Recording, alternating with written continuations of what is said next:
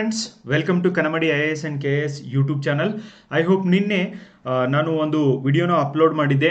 ಕರ್ನಾಟಕ ಸರ್ಕಾರದ ವಿವಿಧ ಪೋರ್ಟಲ್ಗಳು, ಓಕೆ, ಸರ್ಕಾರ ಸ್ಟಾರ್ಟ್ ಮಾಡಿದಂಥ ಪೋರ್ಟಲ್ಗಳು 1 to 2 ಕ್ವಶನ್ವರೆಗೂ ಆ್ಯಂಡ್ ಮ್ಯಾಚ್ ದಿ ಫಾಲೋವಿಂಗಲ್ಲಿ ನಿಮಗೆ ಆ ಕ್ವಶನ್ಸ್ಗಳನ್ನ ಕೇಳ್ತಿದ್ದಾರೆ. ಆ್ಯಂಡ್ ನೀವು ಅವು ಎಲ್ಲರೂ ಕೂಡ ಆ ವಿಡಿಯೋನ ನೋಡಿದ್ದೀರಾ ಅಂತ ಅನ್ಕೋತಿದ್ದೀನಿ. These are like game changing videos before exam friends. Okay, ನಾನು ಆ ಥರದ ವಿಡಿಯೋಗಳನ್ನ ಮಾಡ್ತಾ ಇದ್ದೀನಿ. ಈಗ ಇನ್ನೊಬ್ಬರು ಸ್ಟೂಡೆಂಟ್ ಡೈಲಿ ವಿಡಿಯೋ ನೋಡ್ತಾ ಇರುವವರು ಯಾರು ಅಂತ ನಾನು ಹೆಸರಿಗೆ ಹೇಳ್ತಾ ಇಲ್ಲ ನಿಮಗೆ. ಸುಪ್ರೀಂ ಕೋರ್ಟಿನ ಐತಿಹಾಸಿಕ ತೀರ್ಪುಗಳು ಲೈಕ್ ಲ್ಯಾಂಡ್ ಮಾರ್ಕ್ ಜಜ್ಮೆಂಟ್ಸ್ ಅಂತ ಏನಿದಾವೆ ಸುಪ್ರೀಂ ಕೋರ್ಟ್ನಲ್ಲಿ, ಅವುಗಳ ಬಗ್ಗೆ ಒಂದು ವಿಡಿಯೋ ಮಾಡಿ ಅಂತ ನನಗೆ ನಿನ್ನೆ ಕಮೆಂಟ್ ಬಾಕ್ಸ್ ಒಳಗೆ ಹೇಳಿದ್ರಿ. ಅದರ ಪ್ರಕಾರ ನಾನು ಇವತ್ತು ಸುಪ್ರೀಂ ಕೋರ್ಟ್ನ ಐತಿಹಾಸಿಕ ತೀರ್ಪುಗಳ ಬಗ್ಗೆ ವಿಡಿಯೋನ ಮಾಡ್ತಾ ಇದ್ದೀನಿ ಫ್ರೆಂಡ್ಸ್. ನಂಬರ್ 1. ನಂಬರ್ 2, ಮತ್ತೆ ಸುಪ್ರೀಂ ಕೋರ್ಟ್ನ ಕುರಿತು ಮತ್ತೆ ಇಂಪಾರ್ಟೆಂಟ್ ಕೇಸ್ನ ಕುರಿತು ಬರೀ ನಿಮಗೆ ಅದ್ರ ಬಗ್ಗೆ ಇನ್ಫಾರ್ಮೇಷನ್ ಕೊಡ್ತಿಲ್ಲ, ಇದ್ರ ಮೇಲೆ MCQs ಕೂಡ ನಾನು ಹಾಕಿದ್ದೀನಿ. ಅದು ಆದಮೇಲೆ ಲಾಸ್ಟ್ಗೆ ನಿಮಗೆ MCQs ಕೂಡ ಬರ್ತವೆ. This is going to be again not only PDO exam, group C exam, KAS exam, irrespective all the exams. Even Kannada ಮಾಧ್ಯಮದಲ್ಲಿ ಯಾರ್ಯಾರು UPSC ಪ್ರಿಪೇರ್ ಮಾಡ್ತಿದ್ರೆ you can also watch this video and this is going to be very very helpful for you people. Most important judgements ಅಂತ ಏನಿದಾವೆ supreme ಕೋರ್ಟ್ದು, ಅದನ್ನು ನಾನು ಎಲ್ಲವನ್ನು ಕೂಡ cover ಮಾಡಿದ್ದೀನಿ ಫ್ರೆಂಡ್ಸ್. ಆ್ಯಂಡ್ ಈವನ್ ರೀಸೆಂಟ್ ಎಲ್ಲಿವರೆಗೂ ಅಂದರೆ ಅಲಿಗಢ್ ಮುಸ್ಲಿಂ ಯೂನಿವರ್ಸಿಟಿ ಆಮೇಲೆ ಮದರಸಾ ಲಾ ಈ ಸುಪ್ರೀಂ ಕೋರ್ಟ್ ಏನು ಜಜ್ಮೆಂಟ್ ಕೊಟ್ಟಿದೆ ಅಲ್ಲಿವರೆಗೂ ಕೂಡ ನಾನು ಕವರ್ ಮಾಡಿದ್ದೀನಿ. ಓಕೆ, ಅದು ಆದಮೇಲೆ MCQs ಕೂಡ ಕವರ್ ಮಾಡಿದ್ದೀನಿ. ವಿಡಿಯೋನ ನೋಡ್ರಿ. ಆಮೇಲೆ ಮತ್ತೆ ಇದೇ ಥರ ನಿಮಗೆ ಸರ್ ಈ ವಿಡಿಯೋ ನಮಗೆಲ್ಲರಿಗೂ ನಿಜವಾಗ್ಲೂ ಅವಶ್ಯಕತೆ ಇದೆ ಅಂತ ಆ ಥರ ಯಾವುದಾದ್ರೂ ಇದ್ದರೆ ಡೆಫಿನೆಟ್ಲಿ ಕಮೆಂಟ್ ಬಾಕ್ಸ್ ಒಳಗೆ ಹೇಳ್ರಿ. I will definitely try to do it guys. Okay, ಮೊದಲಿಗೆ ನಮ್ಮ ಒಂದು ಸುಪ್ರೀಂ ಕೋರ್ಟ್ ಅಂದರೆ, ನಮ್ಮ ಸಂವಿಧಾನ ಅಂದರೆ ನೆನಪಿಗೆ ಬರೋದು ಸುಪ್ರೀಂ ಕೋರ್ಟಿನ ಮೂಲ ಈ ಐತಿಹಾಸಿಕ ಜಜ್ಮೆಂಟ್ ಅಂತ ನೆನಪಿಗೆ ಬರೋದೇ ಕೇಶವಾನಂದ ಭಾರತಿ ಕೇಸ್ 1973. ಓಕೆ, ಇದೇ ಒಂದು ಕೇಸ್ನಲ್ಲಿನೇ ಈ basic structure doctrine of the Indian constitution ಒಂದು ಬೆಳಕಿಗೆ ಬಂದಿದ್ದು ಫ್ರೆಂಡ್ಸ್. ಕೇಶವಾನಂದ ಭಾರತಿ ಅನ್ನೋರು ಬ್ರೀಫ್ ಆಗಿ ಹೇಳ್ತೀನಿ, ಒಬ್ಬರು ಸನ್ಯಾಸಿ, ಕೇರಳದವರೆಗಿರುವಂಥ ಒಬ್ಬರು ಸನ್ಯಾಸಿ. ಲಾಸ್ಟ್ ಇಯರ್ ಇವರ ಡೆತ್ ಕೂಡ ಆಗಿದೆ ಫ್ರೆಂಡ್ಸ್. ಅನೇಕ ಎಕ್ಸಾಮ್ ಒಳಗೆ irrespective of state central government exam ಒಳಗೆ ಈ ಕ್ವಶನ್ನ ಕೇಳಿದ್ದಾರೆ. ಇವರು ಒಬ್ಬರು ಸನ್ಯಾಸಿ ಆಗಿದ್ದರು, ಒಂದು ಮಠದೊಳಗೆ ಇರ್ತಿದ್ರು. ಆ ಮಠದ ಒಂದು ಆಸ್ತಿಯನ್ನು ಕೇಂದ್ರ ಸರ್ಕಾರ ಈ ಲ್ಯಾಂಡ್ ರಿಫಾರ್ಮ್ಸ್ ಅಡಿಯೊಳಗಡೆ ಏನು ತಗೊಂಡಿತ್ತೋ 500 ಎಕರೆಗಿಂತ ಹೆಚ್ಚಿಗೆ ಭೂಮಿ ಇದ್ದಿದ್ದನ್ನು ವಶಪಡಿಸಿಕೊಂಡಿತ್ತು. ಆವಾಗ ಇವರು ಸುಪ್ರೀಂ ಕೋರ್ಟ್ನಲ್ಲಿ ಒಂದು ಕೇಸ್ನ ಹಾಕ್ತಾರೆ. ಆಮೇಲೆ ಕೇಂದ್ರ ಸರ್ಕಾರ ಮತ್ತು ಈವನ್ ಪಾರ್ಲಿಮೆಂಟ್ ಏನಿದೆಯೋ ಸಂಸತ್ತಿನ ಸಂವಿಧಾನ ತಿದ್ದುಪಡಿ ಮಾಡುವ ಅಧಿಕಾರಗಳನ್ನು ಪ್ರಶ್ನಿಸ್ತಾರೆ ಫ್ರೆಂಡ್ಸ್. ಓಕೆ, ಆವಾಗ ಬಂದಂಥ ಕೇಸೇ ಇದು. 24th of April, very very important day for Indians. Okay, 24 April ಇದು ಒಂದು ಕೇಸ್ ಜಜ್ಮೆಂಟ್ ಬಂದಿದ್ದು ಫ್ರೆಂಡ್ಸ್. ಕೇಶವಾನಂದ ಭಾರತಿ ಕೇಸ್ 1973 ಭಾರತದ ಸರ್ವೋಚ್ಚ ನ್ಯಾಯಾಲಯದ ಒಂದು ಹೆಗ್ಗುರುತಾಗಿದೆ ಅಂತಲೇ ನಾವು ಹೇಳ್ಬೋದು. ಇದು ಭಾರತೀಯ ಸಂವಿಧಾನದ ಮೂಲ ರಚನೆ ಸಿದ್ಧಾಂತವನ್ನು ಸ್ಥಾಪಿಸಿತು. ವೆರಿ ಇಂಪಾರ್ಟೆಂಟಾ, ಇದನ್ನೇ ಡೈರೆಕ್ಟಾಗಿ ಎಲ್ಲ ಎಕ್ಸಾಮ್ ಒಳಗೆ ಕೇಳಿದ್ದಾರೆ. ಭಾರತ ಸಂವಿಧಾನದ ಮೂಲ ರಚನೆ ಸಿದ್ಧಾಂತವನ್ನು ಮಾಡಿದ್ದು ಯಾವ ಒಂದು ಪ್ರಕರಣದಲ್ಲಿ? ಒಂದೇದು ಇಯರ್ ನೆನಪಿಟ್ಕೊಳ್ರಿ, ಡೇಟ್ ನೆನಪಿಟ್ಕೊಳ್ರಿ. ಆಮೇಲೆ ಇದರೊಳಗೆ ಮೇಜರ್ ಆಗಿ ಬಂದಂಥ ಜಜ್ಮೆಂಟ್ ಏನು? Basic structure of the constitution ಅಂತ ಬಂದಿದ್ದು ನೋಡಿ. ಅಷ್ಟೇ ಅಲ್ಲ, ಸಂಸತ್ತು ಬೇಕು ಅಂದರೆ ಏನು ಬೇಕಾದನ್ನು ಚೇಂಜ್ ಮಾಡ್ಬೋದು. ಸಂವಿಧಾನದೊಳಗೆ ಫಂಡಮೆಂಟಲ್ ರೈಟ್ಸ್ ಚೇಂಜ್ ಮಾಡ್ಬೋದು, DPSP ಚೇಂಜ್ ಮಾಡ್ಬೋದು, ಆಮೇಲೆ ಪ್ರಸ್ತಾವನೆ ಚೇಂಜ್ ಮಾಡ್ಬೋದು, ಎಲ್ಲಿ ಬೇಕಾದಲ್ಲೂ ಕೂಡ ತಿದ್ದುಪಡಿಯನ್ನು ಮಾಡ್ಬೋದು. ಆದರೆ ಮೂಲ ಸಂರಚನೆಯನ್ನು ತಿದ್ದುಪಡಿ ಮಾಡೋಂಗಿಲ್ಲ. ಮೂಲ ಸಿದ್ಧಾಂತ ಐತಲ್ಲ ಸಂವಿಧಾನದ, ಅದನ್ನು ತಿದ್ದುಪಡಿ ಮಾಡೋಂಗಿಲ್ಲ ಅಂತ ಈ ಕೇಸ್ ಒಳಗೆ ಜಜ್ಮೆಂಟ್ ಬಂದಿದ್ದು. ಮೂಲ ಸಂವಿಧಾನದ ಸಿದ್ಧಾಂತ ಅಂತ ಯಾರು ಡಿಸೈಡ್ ಮಾಡ್ತಾರೆ? ಸುಪ್ರೀಂ ಕೋರ್ಟ್ ಡಿಸೈಡ್ ಮಾಡುತ್ತೆ. ಓಕೆ, ಆಲ್ರೆಡಿ ಡಿಸೈಡ್ ಮಾಡಿದೆ. ಸೊ ಅವುಗಳನ್ನು ತಿದ್ದುಪಡಿ ಮಾಡೋಂಗಿಲ್ಲ ಅನ್ನೋದು ಇದರೊಳಗೆ ಬಂದಿದ್ದೆನ ಕಾಣ್ತೀವಿ ಫ್ರೆಂಡ್ಸ್. ಪ್ರಕರಣ ಏನಾಗಿತ್ತು ಅಂದರೆ ನೋಡಿ, ಕೇರಳದ ಹಿಂದೂ ಧಾರ್ಮಿಕ ಮಠದ ಮುಖ್ಯಸ್ಥರಾದಂಥ ಕೇಶವಾನಂದ ಭಾರತಿ ಅವರು ಭಾರತ ಸಂವಿಧಾನದ 24, 25 ಮತ್ತು 29ನೇ ತಿದ್ದುಪಡಿಗಳನ್ನು ಪ್ರಶ್ನಿಸ್ತಾರೆ ಫ್ರೆಂಡ್ಸ್. ಓಕೆ, ತಿದ್ದುಪಡಿಗಳು ನ್ಯಾಯಾಂಗದ ಅಧಿಕಾರವನ್ನು ಮತ್ತು ನಾಗರಿಕರ ಮೂಲಭೂತ ಹಕ್ಕುಗಳನ್ನು ಮಿತಿಗೊಳಿಸಲು ಕೂಡ ಪ್ರಯತ್ನಿಸಿದವು ಅಂತ ಹೇಳ್ಬಿಟ್ಟು ಇವರ ಕ್ವಶನ್ನ ಮಾಡ್ತಾರೆ ಫ್ರೆಂಡ್ಸ್. ಒಬ್ಬರು ಇಷ್ಟೇ ಎಕರೆ ಆಸ್ತಿಯನ್ನು ಹೊಂದಬೇಕು ಅನ್ನುವಂಥ ಮಿತಿ ಆಗಿರ್ಬೋದು, ಸಂವಿಧಾನ ಸಂವಿಧಾನದೊಳಗೆ ಯಾವ ಪಾರ್ಟ್ ಬೇಕಾದ ಪಾರ್ಟ್ನ ಒಂದು ಪಾರ್ಲಿಮೆಂಟ್ ತಿದ್ದುಪಡಿ ಮಾಡ್ಬೋದು ಅನ್ನುವಂಥ ಕೂಗುಗಳು ಏನು ಕೇಳಿಸ್ ಬರ್ತಾ ಇದ್ದು ಆವಾಗ ಈ ತೀರ್ಪು ಬರುತ್ತೆ ಫ್ರೆಂಡ್ಸ್. ವೆರಿ ವೆರಿ ಇಂಪಾರ್ಟೆಂಟ್ ತೀರ್ಪಾಗಿರುತ್ತೆ ಇದು. ಸಂವಿಧಾನವನ್ನು ತಿದ್ದುಪಡಿ ಮಾಡುವ ಹಕ್ಕು ಸಂಸತ್ತಿಗಿದೆ. Very important. ಆರ್ಟಿಕಲ್ 368. ಓಕೆ, ಸಂವಿಧಾನದ ಒಂದು ತಿದ್ದುಪಡಿ ಮಾಡುವಂಥ ಅಧಿಕಾರ ಸಂಸತ್ತಿಗೆ ಇದೆ. ಆದರೆ ಸಂವಿಧಾನದ ಮೂಲ ರಚನೆಯನ್ನು ಬದಲಾಯಿಸಲು ಸಾಧ್ಯವಿಲ್ಲ ಅಂತ ಹೇಳ್ತು. ಓಕೆ, ನ್ಯಾಯಾಲಯ ತೀರ್ಪನ್ನು ನೀಡಿತು. ಇದರ ಮೂಲಕ ನ್ಯಾಯಾಲಯವು 24ನೇ ತಿದ್ದುಪಡಿ ಕಾಯ್ದೆಯನ್ನು ಎತ್ತಿ ಹಿಡಿದಿದೆ ಮತ್ತು 25ನೇ ತಿದ್ದುಪಡಿಯ 2 ಭಾಗವನ್ನು ಕೂಡ ಅಲ್ಟ್ರಾ ವೈರಲ್ ಎಂದು ಕೂಡ ಇದು ಡಿಕ್ಲೇರ್ ಮಾಡಿದ್ದನ್ನು ಕಾಣ್ತೀವಿ. ಅದು ಆದಮೇಲೆ ಮೂಲ ರಚನೆಯ ಸಿದ್ಧಾಂತ ಅನ್ನುವಂಥ ಒಂದು ಕಾನ್ಸೆಪ್ಟ್ ಇದೇ ಕೇಸ್ನಿಂದ ಬಂತು ಅಂತ ಹೇಳಿದೆ. ನೋಡಿ, ತಮ್ಮ ತಿದ್ದುಪಡಿ ಅಧಿಕಾರವನ್ನು ಚಲಾಯಿಸುವಾಗ ಶಾಸಕಾಂಗ ಸಂಸ್ಥೆಗಳು ಮೂಲಭೂತ ಸಂರಚನೆ ಸಿದ್ಧಾಂತವನ್ನು ಅನುಸರಿಸಲೇಬೇಕು ಅಂತ ಹೇಳ್ತು. ಓಕೆ, ಸೊ ಅದರ ಮೂಲಕ ಈ ರಚನೆಯನ್ನು ಹಾಳು ಮಾಡುವಂಥದ್ದು, ಕೆಡಿಸುವಂಥ ಅಧಿಕಾರ ಸಂಸತ್ತಿಗಿಲ್ಲ ಅಂತ ಹೇಳ್ತು. ಓಕೆ, ನೋಡಿ ಈ ಒಂದು ಕೇಸ್ ಒಳಗೆ ಔಟ್ಕಮ್ ಏನು ಬಂತು? ಸಂವಿಧಾನದ ಶ್ರೇಷ್ಠತೆ, ಮೂಲ ಸಂರಚನೆ, ಫಂಡಮೆಂಟಲ್ ರೈಟ್ ಆಗಿರ್ಬೋದು, ನೋಡಿ ಮೂಲಭೂತ ಹಕ್ಕುಗಳನ್ನು ತಿದ್ದುಪಡಿ ಮಾಡೋಂಗಿಲ್ಲ ಅಂತ ಹೇಳ್ತು. ಆಮೇಲೆ ಹೀಗೆ ಬಹಳಷ್ಟು ಬೇಸಿಕ್ ಸ್ಟ್ರಕ್ಚರ್ ಅಡಿಯೊಳಗಡೆ ಬರ್ತವೆ ಫ್ರೆಂಡ್ಸ್. ಜುಡಿಷಿಯಲ್ ರಿವ್ಯೂ, ಓಕೆ, ನ್ಯಾಯಾಂಗ ವಿಮರ್ಶೆಯನ್ನು ತೆಗೆದು ಹಾಕಂಗಿಲ್ಲ ಅಂತ ಹೇಳ್ತು. ಓಕೆ, ರೈಟ್ ಟು ಲೈಫ್ ಅದರ ಬಗ್ಗೆ ಹೇಳ್ತು. ಈ ಥರ ಬೇರೆ ಬೇರೆ ಒಂದು ವಿಷಯಗಳನ್ನು ಒಯ್ದುಬಿಟ್ಟು ಸಂವಿಧಾನದ ಮೂಲ ಸಂರಚನೆ ಅಡಿಯಲ್ಲಿ ಹಾಕಿದ್ದನ್ನು ಕಾಣ್ತೀವಿ. ಇನ್ನು ರಿಪಬ್ಲಿಕನ್ ಮತ್ತು ಪ್ರಜಾಪ್ರಭುತ್ವದ ಸರ್ಕಾರದ ಬಗ್ಗೆ ಮಾತಾಡ್ತು. ಸಂವಿಧಾನ ಜಾತ್ಯತೀತ ಪಾತ್ರವನ್ನು ಈ ಒಂದು ಕೇಸ್ನೊಳಗೆ ನಿರೂಪಿಸ್ತು.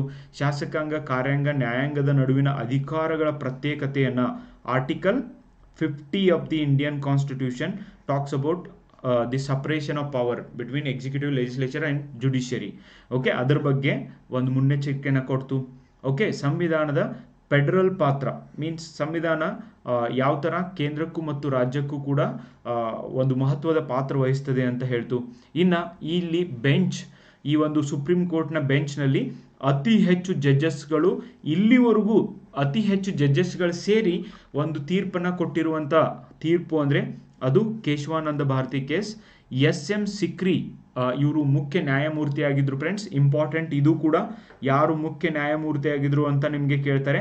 13 ಜನ ನ್ಯಾಯಾಧೀಶರುಗಳು ಸೇರಿ ಈ ಒಂದು ತೀರ್ಪನ್ನು, ಐತಿಹಾಸಿಕ ತೀರ್ಪನ್ನು ನೀಡಿದ್ರು friends. Okay, so this is 6 ತಿಂಗಳವರೆಗೆ ಇದು ಒಂದು ಈ ಕೇಸ್ ನಡೆದಿದ್ದನ್ನು ಕಾಣ್ತೀವಿ.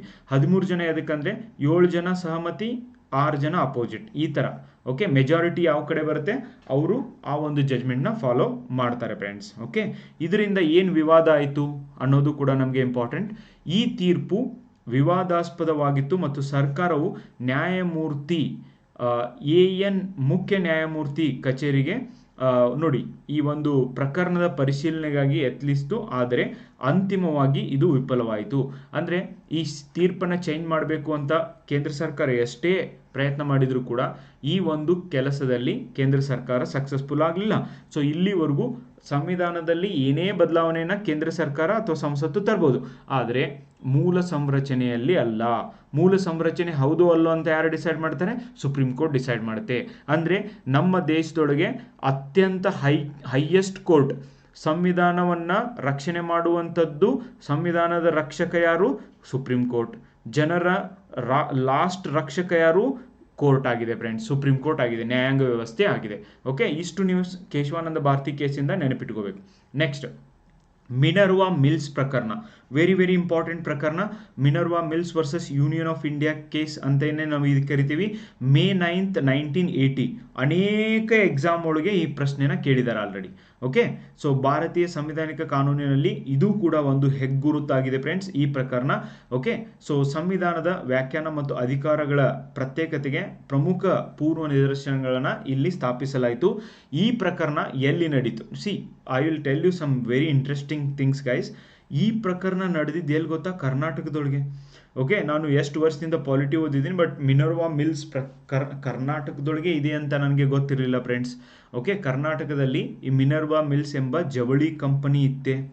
ಓಕೆ, ಒಂದು ಜವಳಿ ಕಂಪನಿ ಇತ್ತು. ಕೇಂದ್ರ ಸರ್ಕಾರ ಐತ್ಲ sick textile under undertakings ರಾಷ್ಟ್ರೀಕರಣ ಕಾಯ್ದೆ ಅಂತ ಒಂದು ಕಾಯ್ದೆನ ತರುತ್ತೆ ಫ್ರೆಂಡ್ಸ್. ಸಿಖ್ ಟೆಕ್ಸ್ಟೈಲ್ ಅಂದರೆ ಯಾವ ಒಂದು ಈ ಬಟ್ಟೆ ಕೈಗಾರಿಕೆ ಇದೆ ಅದು ಸಿಖ್ ಅಂದರೆ ರೋಗಗ್ರಸ್ತವಾಗಿದೆ, ಅಂದರೆ ಲಾಸ್ ಒಳಗಿದೆ, ಅದನ್ನು ಖಾಸಗೀಕರಣ ಮಾಡುವ ಒಂದು ಕಾಯ್ದೆಯನ್ನು ತರುತ್ತೆ 1974 ಇಂದಿರಾ ಗಾಂಧಿ ಸಮಯದೊಳಗೆ.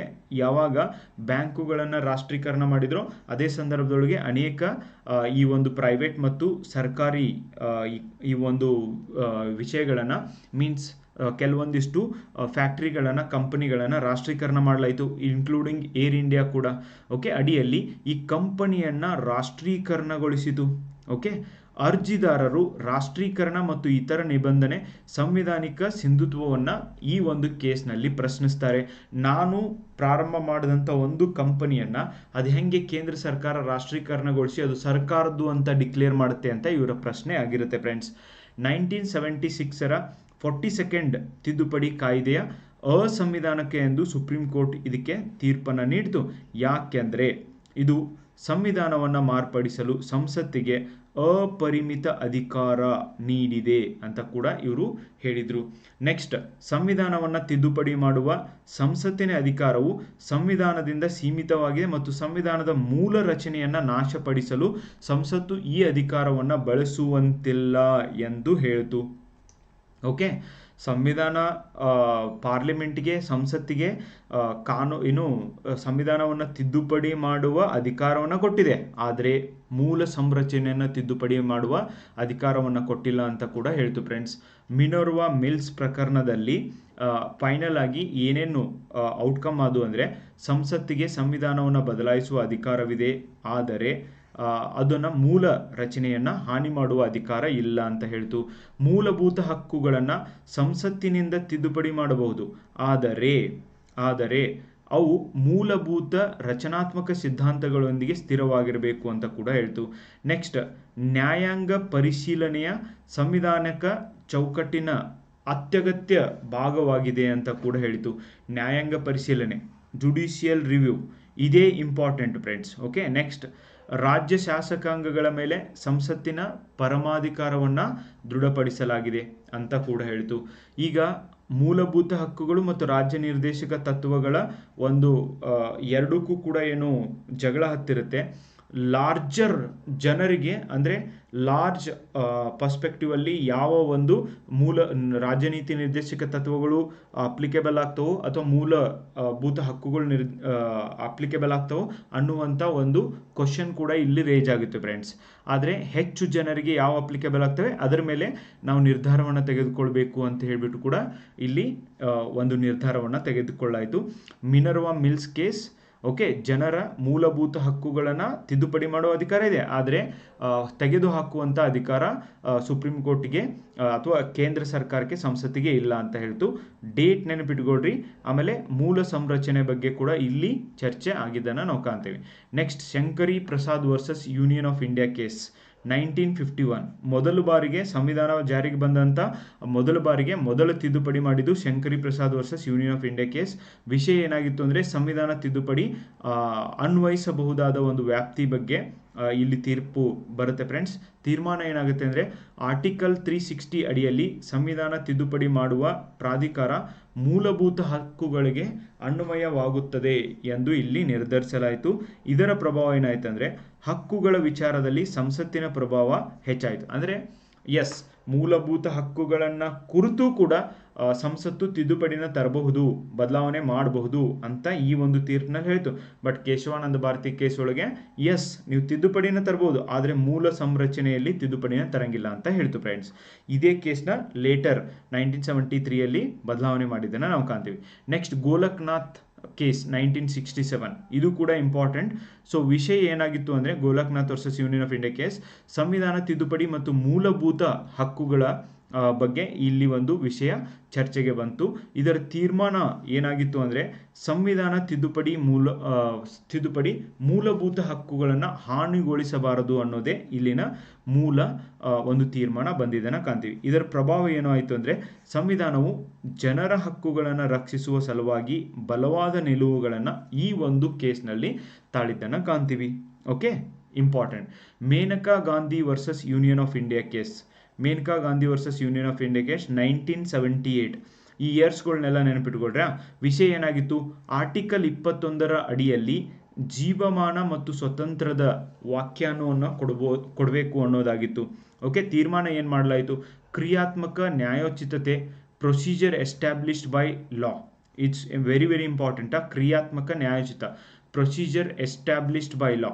ನೋಡಿ, 2 ಥಿಂಗ್ಸ್ ಬರ್ತವೆ ಆ್ಯಕ್ಚುಲಿ ಇಂಡಿಯಾದೊಳಗೆ: due process of law and procedure established by law. Okay, due process of law and procedure established by law ಅಂದರೆ ಏನು ಅಂದರೆ, ನೋಡಿ, ನಾರ್ಮಲಿ ತಿದ್ದುಪಡಿ ಮಾಡುವ ಅಧಿಕಾರ ಸಂಸತ್ತಿಗೆ ಎಷ್ಟರ ಮಟ್ಟಿಗೆ ಇದೆ ಅಂದರೆ, ಒಂದು ಕಾನೂನನ್ನು ರೆಡಿ ಮಾಡಿದಾಗ, ಫಾರ್ ಎಕ್ಸಾಂಪಲ್ ಒಂದು ಕಾಯ್ದೆ ಅನ್ನ ಮಾಡಿದಾಗ ಆ ಕಾಯ್ದೆ ಒಳಗೆ ಏನಾದರೂ ಸಮಸ್ಯೆ ಇದ್ದರೆ ಅದನ್ನು ತಿದ್ದುಪಡಿ ಮಾಡುವಂಥ ಅಧಿಕಾರ ಇದೆ ಸಂಸತ್ತಿಗೆ. ಇಲ್ಲ ಅಂದರೆ ಆ ಕಾಯ್ದೆಯನ್ನೇ ಕ್ಯಾನ್ಸಲ್ ಮಾಡುವ ಅಧಿಕಾರ ಕೂಡ ಈ ಒಂದು ಸುಪ್ರೀಂ ಕೋರ್ಟಿಗೆ ಇದೆ. ಓಕೆ, ಕಾಯ್ದೆ ಸರಿ ಇದೆಯೋ ಇಲ್ಲೋ ಅಂತ ಹೇಳಿ ಜಜ್ಮೆಂಟ್ ಕೊಡುವಂಥ ಅಧಿಕಾರ ಸುಪ್ರೀಂ ಕೋರ್ಟಿಗಿದೆ. ಬಟ್ ಈ ಕಾಯ್ದೆನ ತರುವಂಥ ಅಧಿಕಾರ ಮಾತ್ರ ಸಂಸತ್ತಿಗಿದೆ. ಈವನ್ ನೋಡಿ, ಒಂದು ಕಾಯ್ದೆಯನ್ನು ಮಾಡ್ತಿರ್ಬೇಕಾದ್ರೆ ಡ್ಯೂ ಪ್ರೊಸೆಸ್ ಅಂದರೆ ಏನು? ಒಂದು ಕಾಯ್ದೆಯನ್ನು ಮಾಡ್ತಿರುವಾಗಲೇ ಆ ಕಾಯ್ದೆಯೊಳಗಿನ ಪ್ರಾವಿಷನ್ಸ್ಗಳ ಬಗ್ಗೆ ಏನಾದರೂ ಸಮಸ್ಯೆಗಳಿದ್ರೆ, ಅದೇನಾದರೂ ಪಬ್ಲಿಕ್ಕಿಗೆ ಗೊತ್ತಾದರೆ ಯಾರು ಬೇಕಾದವರು ಕೂಡ ಸುಪ್ರೀಂ ಕೋರ್ಟ್ಗೆ ಹೋಗ್ಬೋದು. Due process of law, procedure established by law. ಒಂದೇನೋ ವಿಷಯ ಆದಮೇಲೂ ಕೂಡ, ಅಂದರೆ ಒಂದು ಕಾಯ್ದೆ ಜಾರಿಗೆ ಬಂದ ಮೇಲೂ ಕೂಡ ಅದನ್ನು ಕ್ಯಾನ್ಸಲ್ ಮಾಡ್ಬೋದು. ಆ ಕಾಯ್ದೆಯನ್ನು ಮಾಡ್ತಿರುವಾಗಲೂ ಕೂಡ ಏನಾದರೂ ಆ್ಯಕ್ಷನ್ ಬೇಕು ಅಂದರೆ ತಗೊಳ್ಬೋದು. Due process of law, procedure established by law ಅಂತ ಇದನ್ನು ಕರಿತೀವಿ. ನನಗೆ ಪ್ರೊಸೀಜರ್ ಎಸ್ಟಾಬ್ಲಿಷ್ಡ್ ಬೈ ಲಾ ಈ ಒಂದು ಪ್ರಾವಿಷನನ್ನು ಯಾವ ಸಂವಿಧಾನದಿಂದ ನಾವು ತೆಗೆದುಕೊಂಡಿದ್ದೀವಿ ಅಂತ ನೀವು ಹೇಳಬೇಕು. ಕಮೆಂಟ್ ಬಾಕ್ಸ್ ಒಳಗೆ ಹೇಳಿ ಫ್ರೆಂಡ್ಸ್. ಓಕೆ, ನೆಕ್ಸ್ಟ್ ಆರ್ಟಿಕಲ್ 21 ಅಡಿಯಲ್ಲಿ ಜೀವಮಾನ ಮತ್ತು ಗೌರವವನ್ನು ಬಲಪಡಿಸಲಾಯಿತು. ನೋಡಿ, ಆರ್ಟಿಕಲ್ 21 ರೈಟ್ ಟು ಲೈಫ್ ಐತ್ಲಾ, ಜೀವಿಸುವ ಹಕ್ಕು. ಅದರೊಳಗೆ ಈವನ್ ರಿಸ್ಪೆಕ್ಟ್, ಗೌರವಯುತ ಜೀವನವೂ ಕೂಡ ಮೂಲಭೂತ ಹಕ್ಕಿನ ಭಾಗವಾಯಿತು ಅಂತ ಇದರೊಳಗೆ ಹೇಳುತ್ತೆ friends. Okay, next SR Bommai case 1994. Very very important case friends ಇದು. SR Bommai case 1994. ಕೇಂದ್ರ ಮತ್ತು ರಾಜ್ಯಗಳ ನಡುವಿನ ಸಂಬಂಧ. ಗವರ್ನರ್ ಈ ಒಂದು ಪ್ರೆಸಿಡೆಂಟ್ ರೂಲ್ನ ಹಾಕಬೇಕಾದ್ರೆ ಯಾವ ಕಾರಣದಿಂದ ಹಾಕಬೇಕು ಅನ್ನುವಂಥ ಜಜ್ಮೆಂಟ್ಸ್ಗಳು ಇದರೊಳಗೆ ಬಂದಿದ್ದನ್ನು ಕಾಣ್ತೀವಿ. ವಿಷಯ ಏನಾಗಿದ್ದು? ಕೇಂದ್ರ ರಾಜ್ಯಗಳ ನಡುವಿನ ಸಂವಿಧಾನಿಕ ಸಂಬಂಧವನ್ನು ಕುರಿತು ಇದು ಹೇಳ್ತಾ ಇತ್ತು. ಆರ್ಟಿಕಲ್ 356. ಓಕೆ, ರಾಜ್ಯದ ಆಪತ್ತು ನಿಯಮ ಅಂತ ಬರುತ್ತೆ, ಅಂದರೆ ಪ್ರೆಸಿಡೆಂಟ್ ರೂಲ್ನ ಹಾಕೋದನ್ನು ಕುರಿತು ಬರುತ್ತೆ. ಪ್ರಜಾಪ್ರಭುತ್ವವನ್ನು ಹಾನಿ ಮಾಡುವಂತೆ ಬಳಸಬಾರದು ಅಂತ ಹೇಳ್ತು. ಇವತ್ತಿನ ಒಂದು ಗವರ್ನರ್ಗಳೇನಿದ್ದಾರೆ, ಇವತ್ತಿನ ಕೇಂದ್ರ ಸರ್ಕಾರದ ಏಜೆಂಟ್ಗಳಾಗಿ ಗವರ್ನರ್ಗಳೇನು ಕೆಲಸ ಮಾಡ್ತಿದ್ದಾರೆ ನೋಡಿ, ಈ ಗವರ್ನರ್ಗಳ ಪಾತ್ರ ಏನು ಅಂತ ಹೇಳ್ಬಿಟ್ಟು PSI 402 ಒಳಗೆ ಈ ಬಾರಿ ಇವನ್ ಎಸ್ಸೆ ಕೂಡ ಕೇಳಿದ್ದಾರೆ ಫ್ರೆಂಡ್ಸ್. ಓಕೆ, ನೋಡಿ, ಗವರ್ನರ್ ರೂಲು, ಈ ಒಂದು ಗವರ್ನರ್ ಇರ್ತಾರಲ್ಲ ರಾಜ್ಯದೊಳಗೆ, ಅವರು ಆ ರಾಜ್ಯದೊಳಗಿನ ಸರ್ಕಾರಗಳನ್ನು ಕಿತ್ತೊಗಿಲಿಕ್ಕೆ ಅಂತಲೇ ಭಾಳ ಜನ ಏಜೆಂಟ್ರಾಗಿ ಕೆಲಸ ಮಾಡ್ತಿದ್ದಾರೆ ಫ್ರೆಂಡ್ಸ್. ಎದಕ್ಕಂದರೆ ಇವರು ಕೇಂದ್ರ ಸರ್ಕಾರ ಕಳಿಸಿರುವಂಥ ಏಜೆಂಟ್ಗಳಾಗಿರ್ತಾರೆ. ಸೊ ಹೀಗಾಗಿ ಇವತ್ತೇನಾಗ್ತಾ ಇದೆ, ಈ SR ಬೊಮ್ಮಾಯಿ ಕೇಸ್ ಒಳಗೆ ನೀವು ಪ್ರೆಸಿಡೆಂಟ್ ರೂಲ್, ರಾಷ್ಟ್ರಪತಿ ಆಳ್ವಿಕೆಯನ್ನು ರಾಜ್ಯದಲ್ಲಿ ಹೇರಬೇಕಾದರೆ ಪ್ರಜಾಸತ್ತಾತ್ಮಕವಾಗಿ ಹೇರಬೇಕು. ಆ ರಾಜ್ಯದೊಳಗೆ ಅರಾಜಕತೆ ಆಗಿದ್ರೆ, ಆ ರಾಜ್ಯದೊಳಗೆ ಜಾತ್ಯತೀತ ತತ್ವ ಏನಾದರೂ ಥ್ರೆಟ್ ಒಳಗಿದ್ರೆ, ಸಮಸ್ಯೆ ಒಳಗಿದ್ರೆ, ಆವಾಗ ನೀವು ಪ್ರೆಸಿಡೆಂಟ್ ರೂಲ್ನ, ರಾಷ್ಟ್ರಪತಿ ಆಡಳಿತವನ್ನು ಹೇರಬಹುದು ಅಂತ ಹೇಳ್ಬಿಟ್ಟು ಕ್ಲಿಯರ್ ಆಗಿ ಇಲ್ಲಿ ಜಜ್ಮೆಂಟನ್ನು ಕೊಟ್ಟಿದ್ದನ್ನು ನಾವು ಕಾಣ್ತೀವಿ ಫ್ರೆಂಡ್ಸ್. ಓಕೆ, ಸೊ ರಾಜ್ಯ ಮತ್ತು ಕೇಂದ್ರ ಈ ಅಧಿಕಾರವನ್ನು ಉತ್ತಮವಾಗಿ ಬಳಸಬೇಕೇ ಹೊರತು ಅನ್ಯಾಯವಾಗಿ ಯಾವುದೋ ಒಂದು ರಾಜ್ಯದ ಮೇಲೆ ರಾಷ್ಟ್ರಪತಿ ಆಳ್ವಿಕೆಯನ್ನು ಹೇಳಲಿಕ್ಕೆ ಬಳಸಬಾರ್ದು ಅಂತ ಕೂಡ SR ಬೊಮ್ಮಾಯಿ ಕೇಸ್ 1994 ಒಳಗೆ ಹೇಳಿದೆ. ಒಂದನೇದು ಏರ್ ಇಂಪಾರ್ಟೆಂಟ್, ಎರಡನೇದು ಯಾವ ಕಾರಣಕ್ಕಾಗಿ ಅಂತ ನಾನು ನಿಮಗೆ ಹೇಳಿದ್ದೀನಿ. ಇಲ್ಲಿ ನೋಡಿ, ಪ್ರಭಾವ ಏನಾಯಿತು? ರಾಜ್ಯ ಸರ್ಕಾರಗಳ ಪ್ರಭುತ್ವವನ್ನು ಇಲ್ಲಿ ಬಲಪಡಿಸಿತು.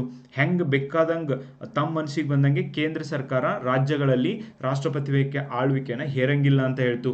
Okay, next most important case ಅಂದರೆ ಭಾರತದಲ್ಲಿ ಈ ಕೊಲೇಜಿಯಂ ಸಿಸ್ಟಮ್.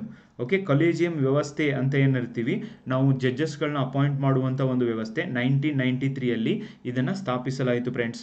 ಓಕೆ, ಇದರ ಹಿನ್ನೆಲೆಯನ್ನು ನಾವು ನೋಡಬೇಕು ಅಂದರೆ ನೋಡಿ, ಭಾರತ ಸ್ವತಂತ್ರ ಬಂದಾಗಿನಿಂದನೂ ಕೂಡ ಜಡ್ಜ್ಗಳನ್ನು ಯಾರು ಅಪಾಯಿಂಟ್ ಮಾಡಬೇಕು, ಜಡ್ಜಸ್ ಹೆಂಗೆ ಅಪಾಯಿಂಟ್ ಮಾಡಬೇಕು ಅನ್ನುವಂಥ ಪ್ರಶ್ನೆ ಇದ್ದೇ ಇತ್ತು.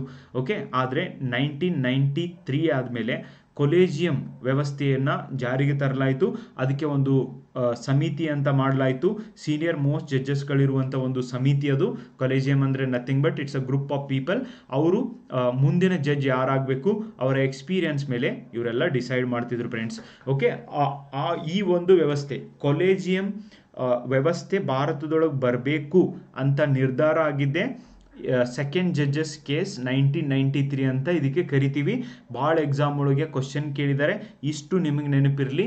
ಕೊಲೇಜಿಯಂ ವ್ಯವಸ್ಥೆ ಜಾರಿಗೆ ಬಂದಿದ್ದು 1993. ಓಕೆ, ಯಾವ ಕೇಸ್ ಒಳಗೆ? SP Gupta versus union of India case. SP Gupta versus union of India case. Okay, so ಇದನ್ನು ಪರಿಚಯಿಸಲಾಯಿತು. ಇದನ್ನು ನೀವು ಒಂದು ಕಡೆ ಇವೆಲ್ಲ ಕೇಸ್ಗಳನ್ನು ನೀಟಾಗಿ ನಾನು ಏನೇನು ಹೇಳ್ತಿದ್ದೀನೋ ಅದನ್ನು ಬರ್ಕೊಂಡು ಒಂದು ಕಡೆ ನೋಟ್ಸ್ ಮಾಡಿ ಇಟ್ಕೊಳ್ಳಿ. ನೀವೀಗೆಲ್ಲ ಎಷ್ಟು ವರ್ಷ ಕಾಂಪಿಟೇಟಿವ್ ಎಕ್ಸಾಮ್ ಓದಿದರೂ ಕೂಡ ಇವುಗಳು ನಿಮಗೆ ಹೆಲ್ಪ್ ಆಗ್ತವೆ. ಇದನ್ನು ನ್ಯಾಯಾಧೀಶರ ವರ್ಗಾವಣೆ ಪ್ರಕರಣ ಎಂದು ಕೂಡ ಕರೆಯುತ್ತಾರೆ. ಓಕೆ, ಸೊ ನ್ಯಾಯಾಂಗದ ಸ್ವತಂತ್ರವನ್ನು ಖಚಿತಪಡಿಸಿಕೊಳ್ಳಲು ನ್ಯಾಯಾಧೀಶರ ನೇಮಕದಲ್ಲಿ ಭಾರತದ ಮುಖ್ಯ ನ್ಯಾಯಮೂರ್ತಿ ಮತ್ತು 4 ಹಿರಿಯ ನ್ಯಾಯಾಧೀಶರು ತಮ್ಮ ಅಭಿಪ್ರಾಯವನ್ನು ಹೊಂದಿರಬೇಕು ಅಂತ ಇದೇ ಒಂದು ಕೇಸ್ನೊಳಗೆ ಡಿಸೈಡ್ ಆಗುತ್ತೆ. 1993ಇಂದ ಕೊಲೇಜಿಯಂ ಸಿಸ್ಟಮ್ ಒಂದು ಡೆವಲಪ್ ಆಗುತ್ತೆ ಫ್ರೆಂಡ್ಸ್. ಓಕೆ, ಇದನ್ನು ತೆಗಿಬೇಕು ಅಂತ ಇದೆ, ಬಟ್ ತೆಗಿಲಿಕ್ಕೆ ಬೇರೆ ಆಪ್ಷನ್ಸ್ ಇಲ್ಲದೆ ಇರೋದಕ್ಕೆ ಮುಂದುವರಿಸ್ತಾ ಇದ್ದೀವಿ. ಸುಪ್ರೀಂ ಕೋರ್ಟ್ ತೀರ್ಪು ಈ ಥರ ನೀಡ್ತು ಫ್ರೆಂಡ್ಸ್. ಅದರ ಮೂಲಕ ಕೊಲೇಜಿಯಂ ಭಾರತದ ಮುಖ್ಯ ನ್ಯಾಯಾಧೀಶರು ಮತ್ತು ಸುಪ್ರೀಂ ಕೋರ್ಟಿನ 4 ಹಿರಿಯ ನ್ಯಾಯಾಧೀಶರನ್ನು ಒಳಗೊಂಡಿತ್ತು. ಸೊ ಈ ಕೊಲೇಜಿಯಂ ಶಿಫಾರಸಿನ ಮೇಲೆಗೆ ಅಂತಿಮವಾಗಿ ನ್ಯಾಯಾಂಗದಲ್ಲಿ ಪ್ರಶ್ನಿಸಲು ಸಾಧ್ಯವಿಲ್ಲ ಅಂತ ಕೂಡ ಹೇಳ್ತು. ಇವರೇನು ನಿರ್ಧಾರ ತಗೊಂಡಿರ್ತಾರೆ ಇದೇ ಫೈನಲ್. ಓಕೆ, ಎದಕ್ಕಂದ್ರೆ ಅದೇ ಒಂದು ಸುಪ್ರೀಂ ಕೋರ್ಟ್ನಲ್ಲಿನ ಸೀನಿಯರ್ ಮೋಸ್ಟ್ ಜಡ್ಜ್ ಇರ್ತಾರೆ, ಚೀಫ್ ಜಸ್ಟಿಸ್ ಆಫ್ ಇಂಡಿಯಾ ಇರ್ತಾರೆ. ಇವರೇ ತಗೊಂಡಂಥ ಒಂದು ನಿರ್ಧಾರವನ್ನು ಅದೇ ಒಂದು ಕೋರ್ಟ್ನಲ್ಲಿ ಹೆಂಗೆ ನಿರ್ಧಾರ ಮಾಡೋಕ್ಕಾಗುತ್ತೆ, ಹೆಂಗೆ ಪ್ರಶ್ನೆ ಮಾಡೋಕ್ಕಾಗುತ್ತೆ ಅನ್ನುವಂಥ ಅದಕ್ಕೆ ಕೊಲೇಜಿಯಂ ತೆಗೆದುಕೊಂಡಂಥ ನಿರ್ಧಾರವನ್ನು ಪ್ರಶ್ನೆ ಮಾಡೋಂಗಿಲ್ಲ ಅಂತ ಹೇಳ್ತಾರೆ. ಕೆಲವೊಬ್ರು ಹೇಳ್ತಾರೆ ಇದರಿಂದನೇ ಜುಡಿಷಿಯರಿ ಒಳಗೂ ಕೂಡ ನಮ್ಮ ದೇಶದೊಳಗೆ ಕರಪ್ಷನ್ ಇದೆ. ಯಾಕಂದರೆ ಬಹಳಷ್ಟು ಜನ ಅಪ್ಪ ಮಗ ಅಂಕಲ್ ಆಂಟಿ ಅಂತ ಹೇಳ್ಕೊಂಡು ಫ್ಯಾಮ್ಲಿ ಎಲ್ಲ ಹೈಕೋರ್ಟ್ ಮತ್ತು ಸುಪ್ರೀಂ ಕೋರ್ಟ್ನೊಳಗೆ ಈ ಒಂದು ಜಡ್ಜ್ ಆಗಿ ಕೆಲಸ ಮಾಡ್ತಿದ್ದಾರೆ. ಅವರು ಇನ್ಫ್ಲುಯೆನ್ಸ್ ಕೂಡ ಮಾಡ್ತಿದ್ದಾರೆ. ಅಲಹಾಬಾದ್ ಹೈಕೋರ್ಟ್ನಲ್ಲಿ 7 ಜನ ಜಡ್ಜಸ್ಸು ಒಂದೇ ಫ್ಯಾಮಿಲಿಯಿಂದ ಬರೋರು ಜಡ್ಜಸ್ ಆಗಿದ್ದಾರೆ ಫ್ರೆಂಡ್ಸ್. ಸೊ ಹೀಗಾಗಿ ನೆಪೋಟಿಸಮ್ ಇಲ್ಲಿ ಇದೆ ಅಂತ ಕೂಡ ಕೆಲವೊಬ್ರು ಕಂಪ್ಲೇಂಟ್ ಇದೆ, ಕೆಲವೊಬ್ಬರು ವಾದ ಇದೆ. ಇದು ಏನೇನು ಕಾರ್ಯಗಳನ್ನ ಮಾಡುತ್ತೆ, ಕೊಲೇಜಿಯಂ ಏನು ಮಾಡುತ್ತೆ? ಭಾರತದ ರಾಷ್ಟ್ರಪತಿಗಳಿಗೆ ಓಕೆ ನ್ಯಾಯಾಂಗ ನೇಮಕಾತಿಗಾಗಿ ಅಭ್ಯರ್ಥಿಯನ್ನು ಶಿಫಾರಸು ಮಾಡ್ತದೆ. Very important. ನಂತರ ಆ ಶಿಫಾರಸುಗಳ ಆಧಾರದ ಮೇಲೆ ನ್ಯಾಯಾಧೀಶರನ್ನು ಕೂಡ ನೇಮಿಸಲಾಗ್ತದೆ. ಕೊಲೇಜಿಯಂ ಶಿಫಾರಸುಗಳು ಕೂಡ ಹೀಗಿರ್ಬೋದು. ಏನೇನೆಲ್ಲ ಶಿಫಾರಸುಗಳನ್ನ ಮಾಡ್ಬೋದು? ಉಚ್ಚ ನ್ಯಾಯಾಲಯಗಳಿಂದ ಸುಪ್ರೀಂ ಕೋರ್ಟ್ಗೆ ನ್ಯಾಯಾಧೀಶರನ್ನು ನೇಮಿಸುವುದು. ನೋಡಿ, ಹೈಕೋರ್ಟಿಂದ ಸುಪ್ರೀಂ ಕೋರ್ಟ್ಗೆ ಯಾರು ನೆಕ್ಸ್ಟ್ ಎಲಿವೇಟ್ ಆಗಬೇಕು, ಪ್ರಮೋಷನ್ ತಗೋಬೇಕು ಅನ್ನೋದನ್ನು ಇವರು ಸಜೆಸ್ಟ್ ಮಾಡ್ತಾರೆ. ಓಕೆ, ಹಿರಿಯ ವಕೀಲರನ್ನು ನೇರವಾಗಿ ಸುಪ್ರೀಂ ಕೋರ್ಟ್ನ ನ್ಯಾಯಾಧೀಶರನ್ನಾಗಿ ಮಾಡಲಿಕ್ಕೆ ನೇಮಿಸಲಿಕ್ಕೆ ಇದು ಸಹಾಯ ಮಾಡುತ್ತೆ. ನಂತರ ನ್ಯಾಯಾಂಗ ಸ್ವತಂತ್ರವನ್ನು ಕಾಪಾಡುವಲ್ಲಿ ಕೊಲೇಜಿಯಂ ವ್ಯವಸ್ಥೆ ಕೂಡ ತನ್ನ ಪಾತ್ರಕ್ಕಾಗಿ ಪ್ರಶಂಸೆಯ ಪಾತ್ರವನ್ನು ನಿರ್ವಹಿಸ್ತಾ ಇದೆ. ಆದರೆ ಕೆಲವರು ಇದು ಅಪಾರದರ್ಶಕ ಮತ್ತು ಪಾರದರ್ಶಕತೆ ಹೊಂದಿಲ್ಲ ಎಂದು ಕೂಡ ಟೀಕಿಸುತ್ತಾರೆ. ಯಾಕೆ ಟೀಕಿಸ್ತಾರೆ ಅಂದರೆ ಈ ಕೊಲೇಜಿಯಂನಲ್ಲಿರುವವರೆಲ್ಲರೂ ಕೂಡ ನೋಡಿ ಈಗ ಇರುವಂಥ ಜಸ್ಟಿಸ್ ಖನ್ನಾ ಏನು ಇದ್ದಾರೆ, ಚೀಫ್ ಜಸ್ಟಿಸ್ ಖನ್ನಾ ಏನಿದ್ದಾರೆ, ಅವರು ಎಲಿವೇಶನ್ ಸೀನಿಯರ್ ಮೋಸ್ಟ್ ಜಡ್ಜ್ ಅವರಾಗಿರಲಿಲ್ಲ. ಅವರು ಸುಪ್ರೀಂ ಕೋರ್ಟ್ ಬರೋಕ್ಕಿಂತ ಮುಂಚೆ ಅವ್ರಿಗಿಂತನೂ ಸೀನಿಯರ್ ಮೋಸ್ಟ್ ಜಡ್ಜಸ್ಗಳನ್ನ ಇದ್ದವ್ರನ್ನ ಬಿಟ್ಟು ಇವ್ರನ್ನ ಮಾತ್ರ ಎಲಿವೇಟ್ ಮಾಡಿದ್ದಾರೆ ಅನ್ನುವಂಥ ಕೂಗು ಕೇಳಿ ಬರ್ತಾ ಇತ್ತು ಫ್ರೆಂಡ್ಸ್. ಕಾಂಟ್ರವರ್ಸಿ ಕೇಳಿ ಬರ್ತಾ ಇತ್ತು. But anyway nepotism and this corruption and favoritism, it is there in Indian politics, it is there in Indian system only guys, and it's impossible to remove. ಯಾಕಂದರೆ ಜನ ಇವತ್ತು ಅವೇರ್ನೆಸ್ ಇಲ್ಲ. ಸ್ಪರ್ಧಾತ್ಮಕ ಪರೀಕ್ಷೆ ಓದ್ತಾ ಇರುವಂಥ ವಿದ್ಯಾರ್ಥಿಗಳು ಇದ್ರ ಬಗ್ಗೆ ಅವೇರ್ ಇಲ್ಲ. So what can you expect? Okay, next 7th 8th actually ಇದು ಓಕೆ 6th ಅಂತ ಆಗಿದೆ. Aruna Shanbaug case 2011 very very important case friends. Aruna Shanbaug ಇವರು ಒಂದು ಮುಂಬೈನ ಒಂದು ಹಾಸ್ಪಿಟ್ಲಲ್ಲಿ ನರ್ಸ್ ಆಗಿ ಕೆಲಸ ಮಾಡ್ತಿರ್ತಾರೆ. ಇವರು ಕರ್ನಾಟಕದವರೇ.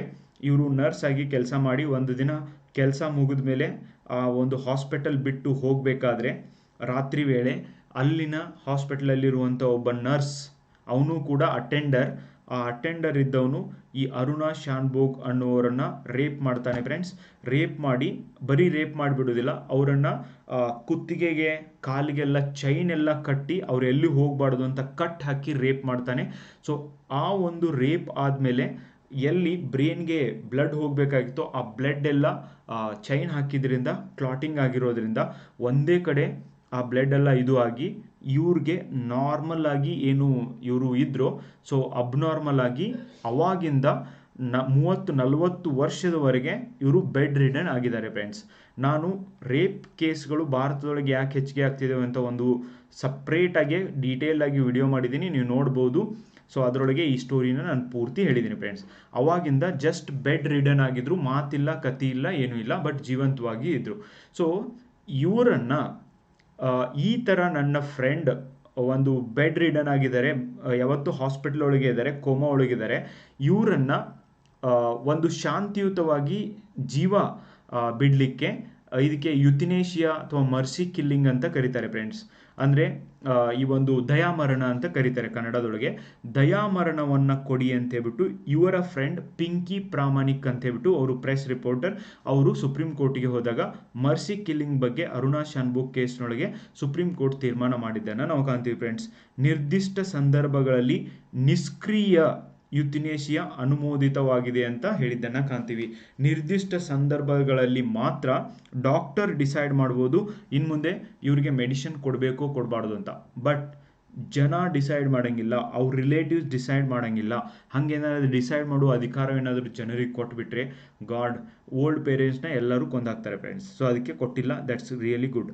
ಇದ್ರ ಮೇಲೆ ಪ್ರಭಾವ ಏನಾಯಿತು, ಮಾನವೀಯತೆ ಮತ್ತು ವೈದ್ಯಕೀಯ ನೈತಿಕತೆಯ ದಿಕ್ಕಿನಲ್ಲಿ ಒಂದು ಇದ್ರ ಮೇಲೆ ಚರ್ಚೆ ಆಗುವ ಹಾಗೆ ಇದ್ರ ಮುಂದೆ ನಡ್ಕೊಂಡು ಹೋಗಿದ್ದನ್ನು ಕಾಣ್ತೀವಿ ಫ್ರೆಂಡ್ಸ್. 2011 ಈ ಕೇಸ್ ಬಂದಿದೆ. And it's been long years guys. 1994 ಒಳಗೆ ಆ ರೇಪ್ ಕೇಸ್ ಆಗಿದೆ. ಆ್ಯಂಡ್ ಅದು ಆದಮೇಲೆ ಇವತ್ತು 2024 ಇವತ್ತು ಕೂಡ ಕೋಲ್ಕತ್ತಾದೊಳಗೆ ಹಾರಿಪಿಕ್ ಗ್ಯಾಂಗ್ ರೇಪ್ ಕೇಸ್ ಆಗಿದೆ. ಇದೇ ದೇಶದೊಳಗೆ 1 ತಾಸಿಗೆ ಎವ್ರಿ 1 ಅವರ್ಗೆ 90 ರೇಪ್ ಕೇಸಸ್ಗಳು ರಿಜಿಸ್ಟರ್ ಆಗ್ತಿದ್ದಾವೆ. I am talking about register. Okay, register ಆಗ್ತಾ ಇರೋದು, ರಿಜಿಸ್ಟರ್ ಆಗದೆ ಇರೋರು ಎಷ್ಟಿದಾವೋ ಗೊತ್ತಿಲ್ಲ ಫ್ರೆಂಡ್ಸ್. ಸೊ ಒಂದು ರೇಪ್ ಕೇಸ್ ಬಗ್ಗೆ ನಾನು ಡೀಟೇಲ್ಡ್ ಆಗಿ ಒಂದು ಪ್ರಬಂಧವನ್ನು ಮಾಡಿದ್ದೀನಿ, ಯಾಕೆ ರೇಪ್ ಕೇಸ್ಗಳು ಭಾರತದೊಳಗೆ ಹೆಚ್ಚಿಗೆ ಆಗ್ತಿದ್ದಾವೆ ಅಂತ. And I wish you people should see it. ನೀವು ಅದನ್ನು ಒಂದು ಸಾರ್ತಿ ನೋಡಿ ಫ್ರೆಂಡ್ಸ್, ನಿಮ್ಮ ಅನಿಸಿಕೆಯನ್ನು ಹೇಳಿ. ಬಿಕಾಸ್ ಎಲ್ಲಿವರೆಗೂ ಅನ್ಯಾಯ ನಡೆದಾಗಲೆಲ್ಲ ನೀವು ಸುಮ್ಮನೆ ಇರ್ತೀರೋ ಅಲ್ಲಿವರೆಗೂ ಅನ್ಯಾಯ ನಿಲ್ಲುವಂಥ ಚಾನ್ಸೇ ಇಲ್ಲ.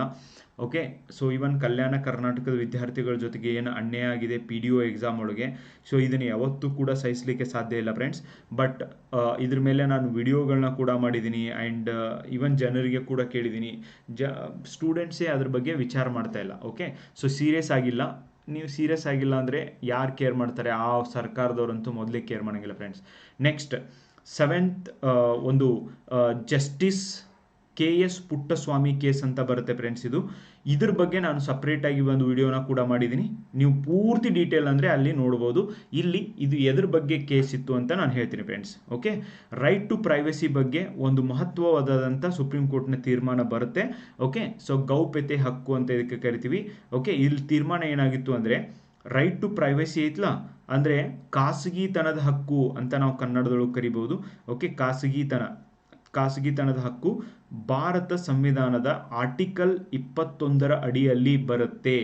ಆದ್ದರಿಂದ ಇದನ್ನು ಯಾರೂ ಕಸ್ಕೊಳ್ಳಂಗಿಲ್ಲ ಅಂತ ಹೇಳಿದ್ದು ಈ justice KS Puttaswamy versus union of India case 2017 ಬಹಳಷ್ಟು ಎಕ್ಸಾಮ್ ಒಳಗೆ ಕೇಳಿದ್ದಾರೆ. ರೀಸೆಂಟ್ಲಿ ಆದಂಥ CTA ಎಕ್ಸಾಮ್ ಒಳಗೂ ಕೇಳಿದ್ದಾರೆ. ಮುಂಬರುವಂಥ ಕೇಸ್ಗಳೊಳಗೂ ನಿಮಗೆ ಎಕ್ಸಾಮ್ ಒಳಗೆ ಕೇಳ್ಬೋದು. ಯಾಕಂದರೆ ಇದೇ ವರ್ಷ ಇದೇ ತಿಂಗಳು ಜಸ್ಟಿಸ್ KS ಪುಟ್ಟಸ್ವಾಮಿಯವರು ಅವರ ಡೆತ್ ಕೂಡ ಆಗಿದೆ ಫ್ರೆಂಡ್ಸ್. ಅದಕ್ಕೇ ನಾನು ಇವ್ರ ಮೇಲೆ ಕಂಪ್ಲೀಟ್ ಆಗಿ ಒಂದು ವಿಡಿಯೋ ಮಾಡಿದ್ದೀನಿ, ಅದನ್ನು ನೋಡಲಿಕ್ಕೆ ನಿಮ್ಮ ಕಡೆಯಿಂದ ಸಾಧ್ಯ ಆಗಬೇಕು. ಇದು ಯಾವ ಕೇಸ್ ಒಳಗೆ ಆಗಿತ್ತು? ಆಧಾರ್ ಕೇಸ್ ಒಳಗೆ ಆಗಿತ್ತು. ಡಿಜಿಟಲ್ ಒಂದು ನಮ್ಮ ಒಂದು ಮಾಹಿತಿ ಏನಿರುತ್ತೆ ಅದನ್ನು ಕೇರ್ಫುಲ್ ಆಗಿ ಸರ್ಕಾರ ಸೇವ್ ಮಾಡಬೇಕು. ಆಮೇಲೆ ಆಧಾರ್ ಕಾರ್ಡು ಎಲ್ಲದಕ್ಕೂ ID ಕಾರ್ಡ್ ಆಗಿರಬಾರ್ದು. ಆಧಾರ್ ಕಾರ್ಡ್ಗೆ ತೆಗೆದುಕೊಂಡಂಥ ಇನ್ಫಾರ್ಮೇಷನ್ನ ಯಾವುದೇ ಕಾರಣಕ್ಕೂ ಎಲ್ಲೂ ಲೀಕ್ ಮಾಡಬಾರ್ದು ಅಂತ ಕೂಡ ಜಸ್ಟಿಸ್ KS ಪುಟ್ಟಸ್ವಾಮಿ ಕೇಸ್ ಒಳಗೆ right to privacy comes under article 21 of the Indian constitution. ಖಾಸಗಿತನದ ಹಕ್ಕು ಭಾರತ ಸಂವಿಧಾನದ 21ನೇ 21ನೇ ವಿಧಿ ಜೀವಿಸುವ ಹಕ್ಕಿನ ಅಡಿಯಲ್ಲಿ ಬರ್ತದೆ ಅಂತ ನಿರ್ಧಾರ ಮಾಡಲಾಗಿದೆ. ಇಷ್ಟು ಕ್ಲಿಯರ್ ಆಗಿ ನಿಮಗೆ ಗೊತ್ತಿರಬೇಕು. Next, Vaman Rao case. ಇದು ಭಾರತದ 9ನೇ ಅನುಸೂಚಿಯನ್ನು ಕುರಿತು ಹೇಳುತ್ತೆ friends. 9th schedule of the Indian constitution ಎದ್ರ ಬಗ್ಗೆ ಹೇಳುತ್ತೆ ಅಂತ ನೀವು ಕಮೆಂಟ್ ಬಾಕ್ಸ್ ಒಳಗೆ ನನಗೆ ತಿಳಿಸಿ. ಇದರೊಳಗೆ ತೀರ್ಮಾನ ಏನಾಯ್ತು ಅಂದರೆ 1973 ನಂತರ ಎಲ್ಲ ತಿದ್ದುಪಡಿಗಳನ್ನು ಮೂಲಭೂತ ವಿನ್ಯಾಸ ಸಿದ್ಧಾಂತದ ಬಗ್ಗೆ ಪರಿಶೀಲಿಸಲಾಗ್ತದೆ ಅಂತ ಹೇಳ್ತು friends. This is very important. ಅಂದರೆ 1973 ಕೇಶವಾನಂದ ಭಾರತಿ ಕೇಸ್ ಆದಮೇಲೆ ಆ ಕೇಸು ಮೂಲ ಒಂದು ಸಿದ್ಧಾಂತ ವೈಲೇಷನ್ ಆಗಿದೆಯೋ ಇಲ್ಲೋ ಅಂತ ಹೇಳ್ಬಿಟ್ಟು ಕೋರ್ಟ್ ಅವಾಗಿಂದ ನೋಡೋಕ್ಕೆ ಶುರು ಮಾಡ್ತು. ಅಂದರೆ ಮೊದಲು ಪಾರ್ಲಿಮೆಂಟ್ಗೆ, ಸಂಸತ್ತಿಗೆ ಇರುವಂಥ ಅಧಿಕಾರವನ್ನು ಈಗ ಜುಡಿಷಿಯರಿಗೂ ಕೂಡ ಕೊಡಲಾಯಿತು friends. Next, Navjot Singh Johar case 2018 most important case friends. Most important case. KS 2024ನಲ್ಲಿ ಏನು ಎಕ್ಸಾಮ್ ಆಗಿತ್ತಲ್ಲ ಆ ಎಕ್ಸಾಮ್ನಾಗೆ ಈ ಕ್ವಶನ್ನ ಕೇಳಿದ್ರು ಫ್ರೆಂಡ್ಸ್. ಓಕೆ, ಅನೇಕ ಎಕ್ಸಾಮ್ ಒಳಗೆ ಕೇಳಿದ್ದಾರೆ and it is always land mark, ಐತಿಹಾಸಿಕ ತೀರ್ಪು. IPC ಸೆಕ್ಷನ್ 377 ಇದರ ಮೂಲಕ ರದ್ದುಪಡಿಸಲಾಯಿತು. ಈ ಕೇಸ್ನೊಳಗೆ ರದ್ದು ಮಾಡಲಾಯಿತು. ಅಂದರೆ ನೋಡಿ, 2018ರೊಳಗೆ ಭಾರತದೊಳಗೆ ಯಾರು ಗೇಗಳಿದ್ದಾರೆ, ಓಕೆ, ಸೊ ಲೆಸ್ಬಿಯನ್ಸ್ ಇದ್ದಾರೆ, ಅಂದರೆ ಈ ಒಂದು ಟ್ರಾನ್ಸ್ಜೆಂಡರ್ ಅಂತ ಏನು ಕರಿತೀವಿ, LGBT ಕಮ್ಯುನಿಟಿ, ಓಕೆ, ಸೊ ಲಿಂಗ ಅಲ್ಪಸಂಖ್ಯಾತರು ಅಂತ ಕರಿತೀರಾ. ಆ ಒಂದು ಜನರಿಗೆ ಅಲ್ಲಿವರೆಗೂ ಗೇ ಇದ್ದವರು, ಒಬ್ಬ ಹುಡುಗ ಇನ್ನೊಬ್ಬ ಹುಡುಗನನ್ನು ಇಷ್ಟಪಡೋರು ಕೂಡುವ ಅಧಿಕಾರ ಇರಲಿಲ್ಲ. ಅವರಿಬ್ಬರು ಕೂಡ ಪ್ರೀತಿ ಮಾಡುವಂಥ ಅಧಿಕಾರ ಇರಲಿಲ್ಲ. ಒಂದೇ ಮನೆಯೊಳಗೆ ಇರುವಂಥ ಅಧಿಕಾರ ಇರಲಿಲ್ಲ. ಆದರೆ ಈ ಒಂದು ನವಜೋತ್ ಸಿಂಗ್ ಜೋಹಾರ್ ಕೇಸ್ನೊಳಗೆ ಸುಪ್ರೀಂ ಕೋರ್ಟ್ ಹೇಳಿದೆ, ಬೇರೆ ಒಬ್ಬ ಹುಡುಗ ಒಬ್ಬ ಹುಡುಗಿ ಹೇಗೆ ಕೂಡಿರ್ಬೋದು ಹಾಗೇನೆ ಒಬ್ಬ ಹುಡುಗ ಇನ್ನೊಬ್ಬ ಹುಡುಗನ ಜೊತೆ ಅವ್ರವ್ರು ಇಷ್ಟಪಡ್ತಾರೆ ಅಂದರೆ ಕೂಡಿರ್ಬೋದು ಅಂತ ಹೇಳ್ಬಿಟ್ಟು ಒಂದು ತೀರ್ಪನ್ನು ಕೊಟ್ಟಿದ್ದನ್ನು ನಾವು ಕಾಣ್ತೀವಿ ಫ್ರೆಂಡ್ಸ್. ಲಿಂಗ ಸಂಬಂಧಿತ ಸ್ವಾತಂತ್ರ್ಯವನ್ನು ಮಾನ್ಯತೆ ನೀಡಲಾಗಿದ್ದು ಈ ಒಂದು ಕೇಸ್ನಲ್ಲಿ. ಆದರೆ ಇವರು ನೋಡಿ, ಸುಪ್ರೀಂ ಕೋರ್ಟ್ ಹೇಳಿದೆ ಇವರು ಜೊತೆ ಇರ್ಬೋದಂತೆ, ಒಂದೇ ಮನೆಯೊಳಗಿರ್ಬೋದಂತೆ, ಆದರೆ ಮದುವೆ ಆಗಂಗಿಲ್ಲ ಅಂತೆ. ಇದೇ ಕೇಸು ಇವತ್ತಿನವರೆಗೂ ಕೂಡ ಸುಪ್ರೀಂ ಕೋರ್ಟ್ ಒಳಗೆ ನಡೆದಿದೆ ಫ್ರೆಂಡ್ಸ್. ಈಗ ಜೊತೆ ಇರೋಕ್ಕೆ ಪರ್ಮಿಷನ್ ಕೊಟ್ಟಿರಿ, ಮದುವೆ ಆಗೋಕ್ಕೂ ಪರ್ಮಿಷನ್ ಕೊಡಿ ಅಂತ ಇವರು. ಸೊ ಸಲಿಂಗ ಕಾಮವನ್ನು ಭಾರತದೊಳಗೆ ನಾವು ಪರ್ಮಿಷನ್ ಕೊಡೋದಿಲ್ಲ.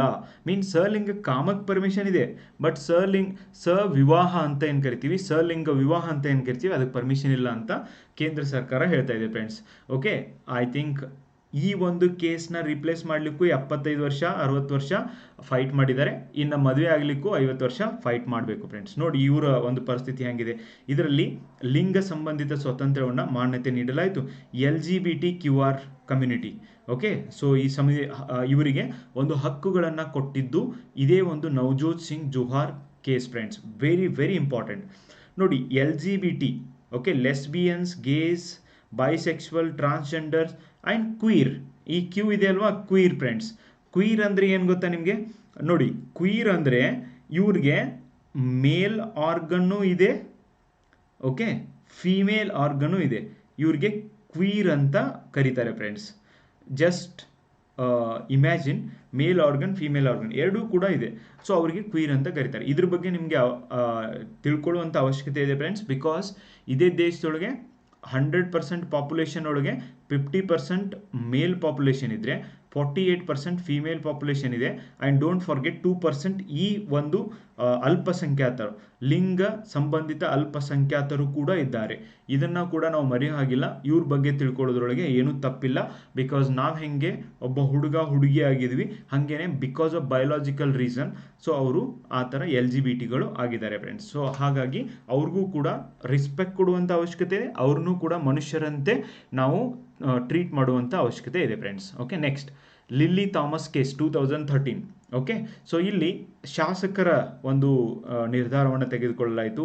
ಇಲ್ಲಿ ಏನಾಯ್ತು ಅಂದರೆ, ಶಿಕ್ಷೆಗೊಳಗಾದ ಶಾಸಕರು ತಕ್ಷಣವೇ ಅರ್ಹತೆಯನ್ನು ಕಳೆದುಕೊಳ್ಳುತ್ತಾರೆ ಅಂತ ಕೂಡ ಹೇಳ್ತು.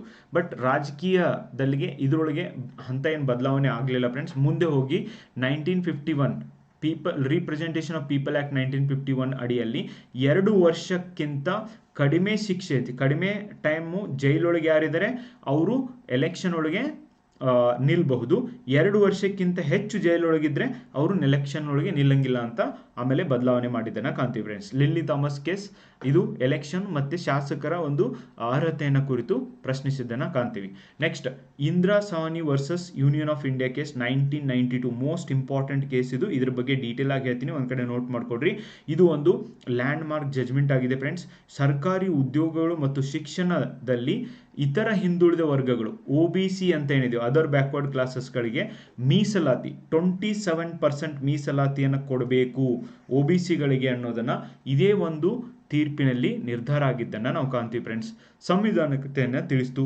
ಈ ಪ್ರಕರಣವನ್ನ ಮಂಡಲ್ ಆಯೋಗದ ಪ್ರಕರಣ ಅಂತಾನೂ ಕೂಡ ನಾವು ಕರಿತೀವಿ. ಮಂಡಲ್ ಆಯೋಗದ ತೀರ್ಪು ಅಂತ ಕೂಡ ನಾವು ಕರೆಯೋದನ್ನ ಕಾಣ್ತೀವಿ ಫ್ರೆಂಡ್ಸ್. ನೆಕ್ಸ್ಟ್ ಜಾತಿ ಆಧಾರಿತ ಮೀಸಲಾತಿ ನೀತಿಯನ್ನ ವಿರೋಧಿಸಿ ಇಂದಿರಾ ಸಾಹ್ನಿ ನೇತೃತ್ವದ ಗುಂಪು ಈ ಪ್ರಕರಣವನ್ನ ತಂದಿದ್ದನ್ನ ಕಾಣ್ತೀವಿ ಫ್ರೆಂಡ್ಸ್. ನೋಡಿ SC/ST ಮಾತ್ರ ಯಾಕೆ ರಿಸರ್ವೇಷನ್, ಈವನ್ OBCಗೂ ಕೂಡ ರಿಸರ್ವೇಷನ್ ಕೊಡಬೇಕು ಅಂತ ಹೇಳ್ಬಿಟ್ಟು ಹೇಳಿದ್ದನ್ನ ಕಾಣ್ತೀವಿ. ಆರ್ಥಿಕ ಗುಂಪು ಮಾನದಂಡಗಳಿಗೆ ಬದಲಾಗಿ ಇದನ್ನ ಪ್ರತಿಪಾದಿಸಿದನ್ನ ಕಾಣ್ತೀವಿ. ಪ್ರಕರಣವು ಹಲವಾರು ಪ್ರಶ್ನೆಗಳನ್ನ ಹುಟ್ಟು ಹಾಕಿದ್ದನ್ನ ನಾವು ಕಾಣ್ತೀವಿ ಫ್ರೆಂಡ್ಸ್. ಫಸ್ಟ್ ಒನ್, ಭಾರತೀಯ ಸಂವಿಧಾನದ ಆರ್ಟಿಕಲ್ 16(4) ಆರ್ಟಿಕಲ್ 16(1) ಅಪವಾದವಾಗಿದೆ ಅಂತ ಒಂದು ಪ್ರಶ್ನೆಯನ್ನ ತಂದಿತು ಫ್ರೆಂಡ್ಸ್. ಅಷ್ಟೇ ಅಲ್ಲ, ಹಿಂದುಳಿದ ವರ್ಗ ಪದವನ್ನ ಹೇಗೆ ಅರ್ಥೈಸಬೇಕು ಅಂತ ಕೂಡ ಇಲ್ಲಿ ಹೇಳಲಾಯಿತು. ಮೀಸಲಾತಿಗಳು ಕೇವಲ ಆರ್ಥಿಕ ಮಾನದಂಡಗಳನ್ನು ಆಧರಿಸಬಹುದೇ ಅನ್ನುವಂಥ ಪ್ರಶ್ನೆಯನ್ನು ಕೂಡ ಮಾಡಲಾಯಿತು. ಆರಂಭಿಕ ನೇಮಕಾತಿಗಳಿಗೆ ಹೆಚ್ಚುವರಿಯಾಗಿ ಬಡ್ತಿಗಳಿಗೆ ಮೀಸಲಾತಿ ಅನ್ವಯಿಸಬೇಕೆ, ಮೀನ್ಸ್ ರಿಸರ್ವೇಷನ್ ಇನ್ ಪ್ರಮೋಷನ್ ಅಪ್ಲೈ ಮಾಡಬೇಕೆ ಅಂತ ಕೂಡ ಕ್ವಶನ್ ಮಾಡಲಾಯಿತು. 50% ಮೀಸಲಾತಿ ಮಿತಿಯನ್ನು ಮೀರಬಹುದೇ ಅನ್ನುವಂಥ ಪ್ರಶ್ನೆಯನ್ನು ಕೂಡ ಇಲ್ಲಿ ಎತ್ತಲಾಯಿತು. ಇಲ್ಲಿವರೆಗೂ ಮೀಸಲಾತಿ ಕೊಡ್ಬೋದು ನೀವು ನೋಡಿ, 17% SC ಮೀಸಲಾತಿ, 15% ST ಮೀಸಲಾತಿ, ಹಾಗೆ 27% ಈ ಒಂದು OBC ಮೀಸಲಾತಿ ಇತ್ತಲ್ಲ, ಇದು ಎಲ್ಲ ಸೇರಿ 50%ಗಿಂತನೂ ಹೆಚ್ಚಿಗೆ ಆದರೆ ಅದನ್ನು ಕೊಡ್ಬೋದು ಅನ್ನುವಂಥ ಪ್ರಶ್ನೆಗಳು ಹುಟ್ಟಿದ್ವು. ಸೊ ಲಾಸ್ಟ್ಗೆ 27% OBCಗೆ ರಿಸರ್ವೇಷನ್ ಕೊಡಬೇಕು ಅನ್ನೋದು ಈ ಒಂದು ಕೇಸ್ನಲ್ಲಿ ತೀರ್ಮಾನ ಆಗಿದ್ದನ್ನು ಕಾಣ್ತೀವಿ ಫ್ರೆಂಡ್ಸ್. ಅಷ್ಟೇ ಅಲ್ಲ, ಈವನ್ ಕ್ರಿಮಿ ಲೇಯರ್, ಓಕೆ, ಕೆನೆ ಪದರ ಅಂತ ಏನು ಕರಿತೀವಿ, ಸೊ ಆ ಒಂದು OBCಗೆ ಅದರ ಬ್ಯಾಕ್ವರ್ಡ್ ಕ್ಲಾಸಸ್ಗೆ ರಿಸರ್ವೇಷನ್ನ ಕೊಡಬೇಕು, ಆದರೆ ಕ್ರಿಮಿ ಲೇಯರ್ನ ಅಪ್ಲೈ ಮಾಡಬೇಕು ಅಂತ ಕೂಡ ಹೇಳ್ತು. ಕ್ರಿಮಿ ಲೇಯರ್ ಅಂದರೆ ಏನು? 8 ಲಕ್ಷಕ್ಕಿಂತ ಯಾರ್ದು ಹೆಚ್ಚಿಗೆ ವಾರ್ಷಿಕ ಆದಾಯ ಇದೆ ಆ ಒಂದು ಜನರಿಗೆ ಈ ಒಂದು OBC ಅಂತ ಹೇಳಕ್ಕೆ ಅವ್ರಿಗೆ ರಿಸರ್ವೇಷನ್ ಅಪ್ಲಿಕೇಬಲ್ ಆಗೋದಿಲ್ಲ ಅಂತ ಹೇಳ್ತು. ಈಗ ಭಾಳ ಜನ ಹೇಳ್ತಿದ್ದಾರೆ ಈವನ್ SC/STಗೂ ಕೂಡ ಇದೇ ರೂಲ್ಸು ಅಪ್ಲಿಕೇಬಲ್ ಆಗಬೇಕು ಅಂತ, but people are not taking it that's much serious friends. Mohammad Ahmad Khan ವಿರುದ್ಧ ಶಹಬಾನು ಪ್ರಕರಣ, very very important judgment. Shahbano Begum 1985 ಒಳಗೆ ಈ ಪ್ರಕರಣ ಹೊರಗೆ ಬಂದಿದ್ದನ್ನು ಕಾಣ್ತೀವಿ ಫ್ರೆಂಡ್ಸ್. ನನ್ನ ಇನ್ನೊಂದು ಯೂಟ್ಯೂಬ್ ಚಾನಲ್ ಇದೆ, ಅದರ ಹೆಸರು ಬಂದ್ಬಿಟ್ಟು ಈರಣ್ಣ ಕನಮಡಿ ಅಂತ ಹೇಳ್ಬಿಟ್ಟು, ಓಕೆ. ಈ ಒಂದು ಚಾನಲಲ್ಲಿ ನಾನು ಏಕರೂಪ ನಾಗರಿಕ ಸಂಹಿತೆ, ಓಕೆ, ಏಕರೂಪ ನಾಗರಿಕ ಸಂಹಿತೆ ಬಗ್ಗೆ ಡೀಟೇಲ್ಡ್ ಆದಂಥ ಒಂದು ವಿಡಿಯೋನ ಮಾಡಿದ್ದೀನಿ ಫ್ರೆಂಡ್ಸ್, ಓಕೆ. ಆ್ಯಂಡ್ ನನ್ನ ಪ್ರಕಾರ I worked at least 15 to 20 days to make that one video. ಅಷ್ಟು ಕಷ್ಟಪಟ್ಟು ಒಂದು ವಿಡಿಯೋ ಮಾಡಿದ್ದೀನಿ ಏಕರೂಪ ನಾಗರಿಕ ಸಂಹಿತೆ ಬಗ್ಗೆ. ಒಂದಲ್ಲ, ಇದ್ರ ಬಗ್ಗೆ ಏಕರೂಪ ನಾಗರಿಕ ಸಂಹಿತೆ ಬಗ್ಗೆ ಏನೇನು ಸಮಸ್ಯೆಗಳಾಗಿದೆ ಭಾರತದೊಳಗೆ, ಇನ್ಕ್ಲೂಡಿಂಗ್ ಶಹಬಾನು ಕೇಸ್ಗಳನ್ನು ಕೂಡ ಡೀಟೇಲ್ಡ್ ಆಗಿ ನಾನು ಎಕ್ಸ್ಪ್ಲೇನ್ ಮಾಡಿದ್ದೀನಿ. ಕಾಂಪಿಟೇಟಿವ್ ಎಕ್ಸಾಮ್ ಓದ್ತೀರಿ, ಆ ಒಂದು ವಿಡಿಯೋನ ನಿಮ್ಗೆ ನೋಡೋಕ್ಕೆ ಸಾಧ್ಯ ಆಗಿರಬೇಕು. ಈರಣ್ಣ ಕನಮಡಿ ಅಂತ ಏನು ಚಾನಲ್ ಇದೆ ಅಲ್ಲಿ ಹೋಗ್ರಿ. ಸೊ ಅದರೊಳಗೆ ಒಂದು ದೇಶ ಒಂದು ಚುನಾವಣೆ ಇದೆ, ಏಕರೂಪ ನಾಗರಿಕ ಸಂಹಿತೆ ಬಗ್ಗೆ ಏನು ವಿಡಿಯೋ ಇದೆ ಅದನ್ನು ಒಂದು ಸರ್ತಿ ನೋಡ್ರಿ. ಐ ಆಮ್ ಶೋರ್ ನಿಮಗೆ ಅದರ ಮೇಲೆ ಇರುವಂಥ ಎಲ್ಲ ಡೌಟ್ಸ್ಗಳು ಕ್ಲಿಯರ್ ಆಗ್ತವೆ ಫ್ರೆಂಡ್ಸ್, ಓಕೆ. ಸಾಮಾನ್ಯವಾಗಿ ಶಹಬಾನು ಕೇಸ್ ಅಂತಲೇ ಇದಕ್ಕೆ ಕರೀತಾರೆ. ಭಾರತದಲ್ಲಿ ವಿವಾದಾತ್ಮಕ ಜೀವನಾಂಶ ಮೊಕದ್ದಮೆ ಇದು ಆಗಿದೆ ಫ್ರೆಂಡ್ಸ್. ನೋಡಿ, ಶಹಬಾನು ಅನ್ನೋರು 20 ವರ್ಷ ವೈವಾಹಿಕ ಸಂಬಂಧವನ್ನು ಮಾಡಿರ್ತಾರೆ. ಯಾರ ಜೊತೆಗೆ? ಮೊಹಮ್ಮದ್ ಅಹಮದ್ ಖಾನ್ ಅನ್ನೋರ ಜೊತೆಗೆ 20 ವರ್ಷದ ವೈವಾಹಿಕ ಸಂಬಂಧ ಮತ್ತು 5 ಜನ ಮಕ್ಕಳಾದ ಮೇಲೆ ಈ ಮೊಹಮ್ಮದ್ ಅಹಮದ್ ಖಾನ್ ಅವರು ಡಿಸೈಡ್ ಮಾಡ್ತಾರೆ ಶಹಬಾನು ಅವರಿಗೆ ವಿಚ್ಛೇದನವನ್ನು ಕೊಡಬೇಕು ಅಂತ. ಸೊ ಅದಾದ ನಂತರ ವಿಚ್ಛೇದನ ಏನೋ ಕೊಡ್ತಾರೆ. ಬಟ್ 5 ಜನ ಮಕ್ಕಳನ್ನ ಕರ್ಕೊಂಡು ಇವರು ಹೆಣ್ಮಗಳಾದವರು ಏನು ಮಾಡಬೇಕು ಅನ್ನುವಂಥ ಪ್ರಶ್ನೆ ಬಂದಾಗ ಶಾಬಾನು ಅವರು ಸುಪ್ರೀಂ ಕೋರ್ಟ್ಗೆ ಹೋಗ್ತಾರೆ, ನನಗೆ ಜೀವನಾಂಶವನ್ನು ಕೊಡಬೇಕು ಅಂತ ಹೇಳ್ತಾರೆ. ಆದರೆ ಸುಪ್ರೀಂ ಕೋರ್ಟ್ ಅಲ್ಲಿವರೆಗೂ ಜೀವನಾಂಶ ಕೊಡಬೇಕು ಅಂತ ಅವ್ರ ಗಂಡನಿಗೆ ಕೇಳಿದಾಗ ಅವ್ರ ಗಂಡ ಹೇಳ್ತಾರೆ, ಶರಿಯಾ ಲಾನ ಮುಸ್ಲಿಮರು ಫಾಲೋ ಮಾಡೋದು ಶರಿಯಾ ಲಾ ಪ್ರಕಾರ ನಾವು ಯಾವುದೇ ರೀತಿಯಾದಂಥ ಜೀವನಾಂಶವನ್ನು ಕೊಡುವಂಥ ಅವಶ್ಯಕತೆ ಇಲ್ಲ ಅಂತ ಹೇಳ್ಬಿಟ್ಟು ಶಾಬಾನು ಹಸ್ಬೆಂಡ್ ಹೇಳ್ತಾರೆ. ಇದ್ದತ್ ಪೀರಿಯಡ್ ಒಳಗೆ ಮಾತ್ರ ನಾವು ಈ ಒಂದು ಜೀವನಾಂಶವನ್ನು ಕೊಡಬೇಕು. ಇದ್ದತ್ ಪೀರಿಯಡ್ ಅಂದರೆ ಏನು? ಡೈವರ್ಸ್ ಕೊಟ್ಟ ಮೇಲೆ 3 ತಿಂಗಳು ಏನಿರುತ್ತೆ ಅದನ್ನು ಇದ್ದತ್ ಪೀರಿಯಡ್ ಅಂತ ಕರೀತಾರೆ. ಸೊ ಆವಾಗ ನಾನು ಜೀವನಾಂಶವನ್ನು ಕೊಡಬೇಕು, ಆ ಜೀವನಾಂಶವನ್ನು ನಾನು ಕೊಟ್ಟಿದ್ದೀನಿ, ಮುಂದೆ ನಾನು ಕೊಡೋದಿಲ್ಲ ಅಂತ ಹೇಳ್ತಾರೆ. ಸೊ ಹೇಳಿದಾಗ ಆವಾಗ ಸುಪ್ರೀಂ ಕೋರ್ಟ್ ಹೇಳುತ್ತೆ, IPC section 125 of the Indian penal code ಏನಿದೆ ಅದರ ಅಡಿಯಲ್ಲಿ ಹಿಂದೂ ಮಹಿಳೆಗೆ ಹಿಂದೂ ಪುರುಷನೊಬ್ಬ ವಿಚ್ಛೇದನ ನೀಡುವುದಾದರೆ ಜೀವನಾಂಶ ಕೊಡಲೇಬೇಕು ಅಂತ ಇದೆ. ಸೊ ಆದ್ದರಿಂದ ಇದೇ ಕಾನೂನು ಮುಸ್ಲಿಂ ಮಹಿಳೆಯರಿಗೂ ಅಪ್ಲಿಕೇಬಲ್ ಆಗುತ್ತೆ. ನೀವು ಶರಿಯಾ ಲಾ ಪ್ರಕಾರ ಕೊಡೋದಿಲ್ಲ ಅಂತ ಹೇಳೋಕ್ಕಾಗೋದಿಲ್ಲ. ಹಿಂದೂ ಕಾನೂನಿನಡಿಯಲ್ಲಿ ಈ ಹೆಣ್ಣುಮಗಳಿಗೆ ನೀನು ಜೀವನಾಂಶವನ್ನು ಕೊಡಲೇಬೇಕು ಅನ್ನುವಂಥ ಐತಿಹಾಸಿಕ ತೀರ್ಪನ್ನು ನೀಡಲಾಗುತ್ತೆ ಫ್ರೆಂಡ್ಸ್. ಓಕೆ, ಪ್ರಕರಣ ಕುರಿತು ಕೆಲವು ಒಂದು ವಿವರಗಳನ್ನು ನೋಡಬೇಕಾದ್ರೆ ಏಪ್ರಿಲ್ 1978ರಲ್ಲಿ ಶಹಾಬಾನು ತನ್ನ ವಿಚ್ಛೇದಿತ ಪತಿ ಅವರ ವಿರುದ್ಧ ಜೀವನಾಂಶಕ್ಕಾಗಿ ಇಂದೋರ್ ನ್ಯಾಯಾಲಯದಲ್ಲಿ ಅರ್ಜಿಯನ್ನು ಸಲ್ಲಿಸ್ತಾರೆ. ಓಕೆ, ದಂಪತಿಗಳು 1932ರಲ್ಲಿ ವಿವಾಹ ಆಗಿರ್ತಾರೆ. ತೀರ್ಪಿನ ನಂತರ ಶಹಾಬಾನು ತನ್ನ ಪ್ರಕರಣವನ್ನು ಹಿಂತೆಗೆದುಕೊಂಡ್ರು. ಅದು ರಾಜಕೀಯ ಬಿರುಗಾಳಿಯನ್ನೇ ಒಂದು ಕೇಂದ್ರವಾಯಿತು ಫ್ರೆಂಡ್ಸ್. ಓಕೆ, ಆಮೇಲೆ ಈವನ್ ಶಹಾಬಾನುಗೆ ಒಂದು ಜೀವನಾಂಶವನ್ನು ಕೊಡಲೇಬೇಕು ಅಂತ ಈ ಒಂದು ಸುಪ್ರೀಂ ಕೋರ್ಟ್ ಈ ಕೇಸ್ನಲ್ಲಿ ಹೇಳ್ತು. ಅಷ್ಟೇ ಅಲ್ಲ, ಭಾರತದೊಳಗೆ ಯೂನಿಫಾರ್ಮ್ ಸಿವಿಲ್ ಕೋಡ್ ಏಕರೂಪ ನಾಗರಿಕ ಸಂಹಿತೆಯನ್ನು ಜಾರಿಗೆ ತರುವ ಅವಶ್ಯಕತೆ ಇದೆ. ಅದನ್ನು ತಂದರೆ ಇಂಥ ಪ್ರಕರಣಗಳನ್ನು ಸಾಲ್ವ್ ಮಾಡ್ಬೋದು ಅಂತ ಕೂಡ ಹೇಳ್ತು. ನೆಕ್ಸ್ಟ್ 1992ರಲ್ಲಿ ಮೆದುಳಿನ ರಕ್ತಸ್ರಾವದಿಂದಾಗಿ ಇವರು ನಿಧನ ಕೂಡ ಆದರು ಫ್ರೆಂಡ್ಸ್. ಬಟ್ ಲ್ಯಾಂಡ್ಮಾರ್ಕ್ ಜಜ್ಮೆಂಟ್ನ ಮಾಡಿದ್ದಾರೆ. ಓಕೆ, ಸೊ ಇದು ನೀವು ನೆನಪಿಟ್ಕೊಳ್ರಿ. Next Berubari union case, very very important. Berubari union case ಇದು 1960ರಲ್ಲಿ ಆದಂಥ ಒಂದು ಮಹತ್ವವಾದಂಥ ಪ್ರಕರಣ. ಒಂದೇದು ಏರೇ ಇಂಪಾರ್ಟೆಂಟ್, ಇದು ಎದರ ಬಗ್ಗೆ ಇತ್ತು ಅನ್ನೋದನ್ನು ಕೂಡ ನಾನು ನಿಮಗೆ ಹೇಳ್ತೀನಿ ಫ್ರೆಂಡ್ಸ್. ಬೇರುಬೇರಿ ಯೂನಿಯನ್ ಅನ್ನೋದು ಇನ್ನು ಈ ಒಂದು ಇಂಡಿಯಾ ಮತ್ತು ಪಾಕಿಸ್ತಾನ ಯಾವಾಗ ಡಿವಿಷನ್ ಆಗ್ತವೆ ಅಲ್ಲಿ ಈ ಈಸ್ಟ್ ಪಾಕಿಸ್ತಾನ ಅಂತ ಏನಿತ್ತು ಅಂದರೆ ಬಾಂಗ್ಲಾದೇಶ್, ಇಂಡಿಯಾ ಮತ್ತು ಬಾಂಗ್ಲಾದೇಶದಿಂದ ನಡುವೆ ಬರುವಂಥ ಒಂದು ಪ್ಲೇಸ್ ಆಗಿತ್ತು ಫ್ರೆಂಡ್ಸ್. ಓಕೆ, ಬೇರುಬೇರಿ ಯೂನಿಯನ್ ಅನ್ನೋದು ಒಂದು ಕೇಸ್ ಆಗಿತ್ತು. ಸೊ ಇದನ್ನು ಬಾಂಗ್ಲಾದೇಶಕ್ಕೆ ಬಿಟ್ಕೊಡ್ಬೇಕು ಬಿಟ್ಕೊಡ್ಬಾರ್ದು, ಅರ್ಧ ಪ್ಲೇಸ್ ನಮ್ಮ ಕಡೆ ಅರ್ಧ ಪ್ಲೇಸ್ ಅವ್ರ ಕಡೆ ಹೋಗಿದ್ದನ್ನು ನಾವು ಕಾಣ್ತೀವಿ ಫ್ರೆಂಡ್ಸ್. ಓಕೆ, ವಿಭಜಿತ ಭಾರತ ಪಾಕಿಸ್ತಾನ ಒಪ್ಪಂದದಿಂದ ಉದ್ಭವಿಸಿದ ಸಾಂವಿಧಾನಿಕ ಸಮಸ್ಯೆಗಳನ್ನು ಕುರಿತು 1960ರ ಭಾರತ ಒಂದು ಸುಪ್ರೀಂ ಕೋರ್ಟ್ನ ಒಂದು ಸಲಹೆಯನ್ನು ಇದರ ಮೇಲೆ ಅಭಿಪ್ರಾಯವನ್ನು ವ್ಯಕ್ತಪಡಿಸ್ತದೆ. ಇದರೊಳಗೆ ಈ ಕೇಸ್ ಒಳಗೆ ಸುಪ್ರೀಂ ಕೋರ್ಟ್ ಏನು ಹೇಳ್ತದೆ ಅಂದರೆ, ಸರ್ವೋಚ್ಚ ನ್ಯಾಯಾಲಯವು ಬೇರುಬೇರಿ ಅರ್ಧದಷ್ಟು ಭಾಗವನ್ನು ಪಾಕಿಸ್ತಾನಕ್ಕೆ ವರ್ಗಾಯಿಸಲಾಗುವುದು, ಆದರೆ ಉಳಿದ ಅರ್ಧ ಭಾಗವನ್ನು ಭಾರತದೊಂದಿಗೆ ಉಳಿಯುತ್ತದೆ ಅಂತ ಕೂಡ ಹೇಳ್ತು. ಸೊ ಅವರು ಪೂರ್ತಿ ಭಾಗನೇ ನಮಗೆ ಬೇಕು ಅಂತ ಪಾಕಿಸ್ತಾನದವರು ಕೇಳ್ತಾ ಇದ್ದಿದ್ದು ಫ್ರೆಂಡ್ಸ್. ಸೊ ನೆಕ್ಸ್ಟ್, ರಾಜ್ಯಗಳ ಆಂತರಿಕ ಮರು ಸಂಘಟನೆಗಳಿಗೆ ಸಂಬಂಧಿಸಿದಂತೆ ಸಂವಿಧಾನದ ಆರ್ಟಿಕಲ್ 3ನೇ ಪರಿಚ್ಛೇದವ ಅಡಿಯಲ್ಲಿ ಸಂಸತ್ತು ಭಾರತೀಯ ಪ್ರದೇಶವನ್ನು ವಿದೇಶಕ್ಕೆ ಬಿಟ್ಟು ಕೊಡಲು ಸಾಧ್ಯವಿಲ್ಲ. ನೋಡಿ, ನಮ್ಮ ದೇಶದ ಒಂದು ಪ್ಲೇಸನ್ನು ಒಂದು ಸ್ಥಳವನ್ನು ಬೇರೆ ದೇಶಗಳಿಗೆ ಬಿಟ್ಟು ಕೊಡಲಿಕ್ಕೆ ಈ ಭಾರತ ಸಂವಿಧಾನ ಸಂಸತ್ತಿಗೆ ಅಧಿಕಾರವನ್ನು ಕೊಟ್ಟಿಲ್ಲ. ನೋಡಿ, ಒಂದು ಪ್ಲೇಸ್ ಇದೆ ಬಲೂಚಿಸ್ತಾನ್ ತಿಳ್ಕೊಳ್ಳಿ, ಅದು ಪಾಕಿಸ್ತಾನದಿಂದ ಭಾರತಕ್ಕೆ ಸೇರಿಸ್ಕೊಂಡ್ಬಿಡ್ಬೋದು, ಬೇಕಂದರೆ ಕೇಂದ್ರ ಸರ್ಕಾರ ಸೇರಿಸ್ಕೊಂಡ್ಬಿಡ್ಬೋದು ಅವ್ರು ಕೊಡ್ತಾರೆ ಅಂದರೆ. ಆದರೆ ಜಮ್ಮು ಆ್ಯಂಡ್ ಕಾಶ್ಮೀರದೊಳಗಿರುವಂಥ ಒಂದು ಪ್ಲೇಸನ್ನು ಪಾಕಿಸ್ತಾನಕ್ಕೆ ಬಿಟ್ಟು ಕೊಡಬೇಕಾಗಿತ್ತು ಅಂದರೆ ಆವಾಗ ಸಂಸತ್ ಒಂದೇ ನಿರ್ಧಾರ ತೆಗೆದುಕೊಳ್ಳೋಕ್ಕಾಗೋದಿಲ್ಲ. ಸಂವಿಧಾನಕ್ಕೆ ತಿದ್ದುಪಡಿಯನ್ನು ತರಬೇಕು. ನಮ್ಮ ದೇಶದ ಒಂದೇ 1 ಇಂಚ್ ಜಾಗವನ್ನು ನಾವು ಬೇರೆ ಯಾರಿಗೆ ಬಿಟ್ಟು ಕೊಡಬೇಕು ಅಂದರೆ ಸಂವಿಧಾನಕ್ಕೆ ತಿದ್ದುಪಡಿಯನ್ನು ತರಬೇಕು ಅಂತ ಹೇಳಿದಂಥ ಕೇಸು ಯಾವುದು ಅಂದರೆ ಈ ಮಿನರ್ವಾ ಮಿಲ್ಸ್ ಕೇಸ್ ಫ್ರೆಂಡ್ಸ್. ನಮ್ಮ ದೇಶದೊಳಗೆ ನಾವು ಎಲ್ಲಿದೋ ಪ್ಲೇಸನ್ನು ಪ್ರದೇಶವನ್ನು ಇನ್ಕ್ಲೂಡ್ ಮಾಡ್ಕೋತೀವಿ ಅಂದರೆ ಸಂವಿಧಾನ ತಿದ್ದುಪಡಿ ಬೇಡ. ಆದರೆ ಬೇರೆಯವರಿಗೆ ನಮ್ಮ ಪ್ಲೇಸ್ನ ಬಿಟ್ಕೊಡ್ತೀವಿ ಅಂದರೆ ನಾವು ಸಂವಿಧಾನ ತಿದ್ದುಪಡಿಯನ್ನು ತರಬೇಕು. ಒಪ್ಪಂದವನ್ನು ಜಾರಿಗೆ ತರಲು 368ನೇ ವಿಧಿಯಡಿಯಲ್ಲಿ ಸಂವಿಧಾನಿಕ ತಿದ್ದುಪಡಿ ಅಗತ್ಯವಿದೆ ಅಂತ ಹೇಳ್ಬಿಟ್ಟು ನ್ಯಾಯಾಲಯ ಹೇಳ್ತದೆ ಫ್ರೆಂಡ್ಸ್. ನೆಕ್ಸ್ಟ್ ಪೀಠಿಕೆ ಸಂವಿಧಾನದ ಭಾಗವಲ್ಲ ಅಂತ ಕೂಡ ಇಲ್ಲಿ ತೀರ್ಮಾನಿಸಲಾಯಿತು. ಆಮೇಲೆ ಭಾಗ ಅಂತ ಹೇಳ್ತು, ಭಾಗ ಅಲ್ಲ ಅಂತ ಹೇಳ್ತು, ಹಿಂಗೆ ಆಗ್ತಾ ಹೋಗಿ ಈಗ ಭಾಗನೇ ಅಂತ ಡಿಕ್ಲೇರ್ ಆಗಿದೆ ಫ್ರೆಂಡ್ಸ್. ಭಾರತದ ರಾಷ್ಟ್ರಪತಿಗಳು ಭಾರತೀಯ ಸಂವಿಧಾನದ 143ನೇ ವಿಧಿಯ ಅಡಿಯಲ್ಲಿ ಸಲಹೆ ಅಭಿಪ್ರಾಯವನ್ನ ಕೋರಬಹುದು. ಈ ಒಂದು ಪ್ರಕರಣದೊಳಗೆ ಕೋರಿದ್ದನ್ನು ನಾವು ಕಾಣ್ತೀವಿ ಫ್ರೆಂಡ್ಸ್. ಓಕೆ, ನೆಕ್ಸ್ಟ್ ನೋಡಿ, ನವೆಂಬರ್ 5, 2024 ರಂದು ಭಾರತದ ಸುಪ್ರೀಂ ಕೋರ್ಟ್ ಮತ್ತೊಂದು ಮಹತ್ವದ ತೀರ್ಪನ್ನು ಕೊಟ್ಟಿದೆ. Uttar Pradesh board of Madarsa education act 2004 ಸಂವಿಧಾನಿಕ ಸಿಂಧುತ್ವವನ್ನು ಎತ್ತಿ ಹಿಡಿದಿದ್ದನ್ನು ಕಾಣ್ತೀವಿ ಫ್ರೆಂಡ್ಸ್. ಇದು ಏನು ಪ್ರಕರಣ ಆಗಿತ್ತು ಅಂದರೆ, ಉತ್ತರ ಪ್ರದೇಶದೊಳಗೆ ಒಬ್ಬರು ಮದರಸಾಗಳ ವಿರುದ್ಧ ಸುಪ್ರೀಂ ಕೋರ್ಟ್ನಲ್ಲಿ ಕೇಸ್ಗಳನ್ನು ಹಾಕಿದ್ದನ್ನು ಕಾಣ್ತೀವಿ. ಏನು ಕೇಸು? ಮದರಸಾಗಳನ್ನು ಮುಸ್ಲಿಮರು ಪ್ರಾರಂಭ ಮಾಡ್ತಿದ್ದಾರೆ, ಆದರೆ ಅಲ್ಲಿ ಓನ್ಲಿ ಕುರಾನನ್ನು ಅವರು ಪಠನೆ ಮಾಡ್ತಾರೆ, ಅಲ್ಲಿ ಶಿಕ್ಷಣ ಕೊಡ್ತಾ ಇಲ್ಲ, ಅಲ್ಲಿ history, polity, economy, geography, current affairs ಇಂಥವುಗಳನ್ನ ಕಲಿಸ್ತಾ ಇಲ್ಲ, ಓನ್ಲಿ ಕರ್ಕೊಂಡು ಹೋಗ್ತಾರೆ, ಅಲ್ಲಿ ಕುರಾನನ್ನು ಕಲಿಸ್ತಾರೆ. ಇದರಿಂದ ಉಪಯೋಗ ಆಗ್ತಾ ಇಲ್ಲ.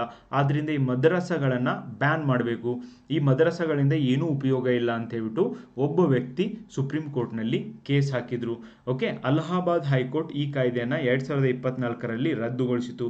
ಇದು ಜಾತ್ಯತೀತ ತತ್ವ ಮತ್ತು ಸಂವಿಧಾನಕ್ಕೆ 14 ಮತ್ತು 21ನೇ ವಿಧಿ ಅಡಿಯಲ್ಲಿ 21A ವಿಧಿ ಅಡಿಯನ್ನು ಉಲ್ಲಂಘಿಸಿದೆ ಎಂದು ಪ್ರತಿಪಾದಿಸಿತು.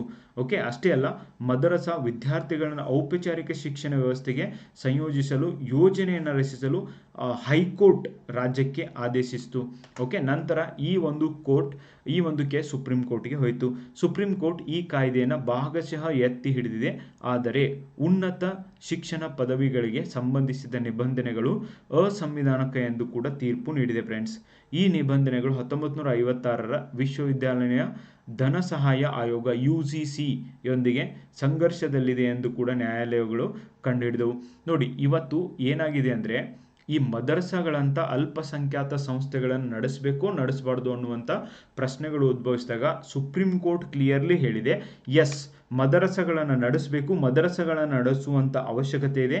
ಯಾಕೆ ಅಂದರೆ, ಭಾರತ ಸಂವಿಧಾನದ ಆರ್ಟಿಕಲ್ 30 ಹೇಳುತ್ತೆ ಮದರಸಾಗಳನ್ನು ಅಲ್ಪಸಂಖ್ಯಾತರು ಪ್ರಾರಂಭಿಸಬಹುದು ಅಂತ. ಮತ್ತೆ ನಿಮ್ಮ ಪ್ರಾಬ್ಲಮ್ಮು ಅಂತ ಸುಪ್ರೀಂ ಕೋರ್ಟ್ ಕೇಸ್ ಹಾಕಿದವ್ರಿಗೆ ಕೇಳಿದೆ ಫ್ರೆಂಡ್ಸ್.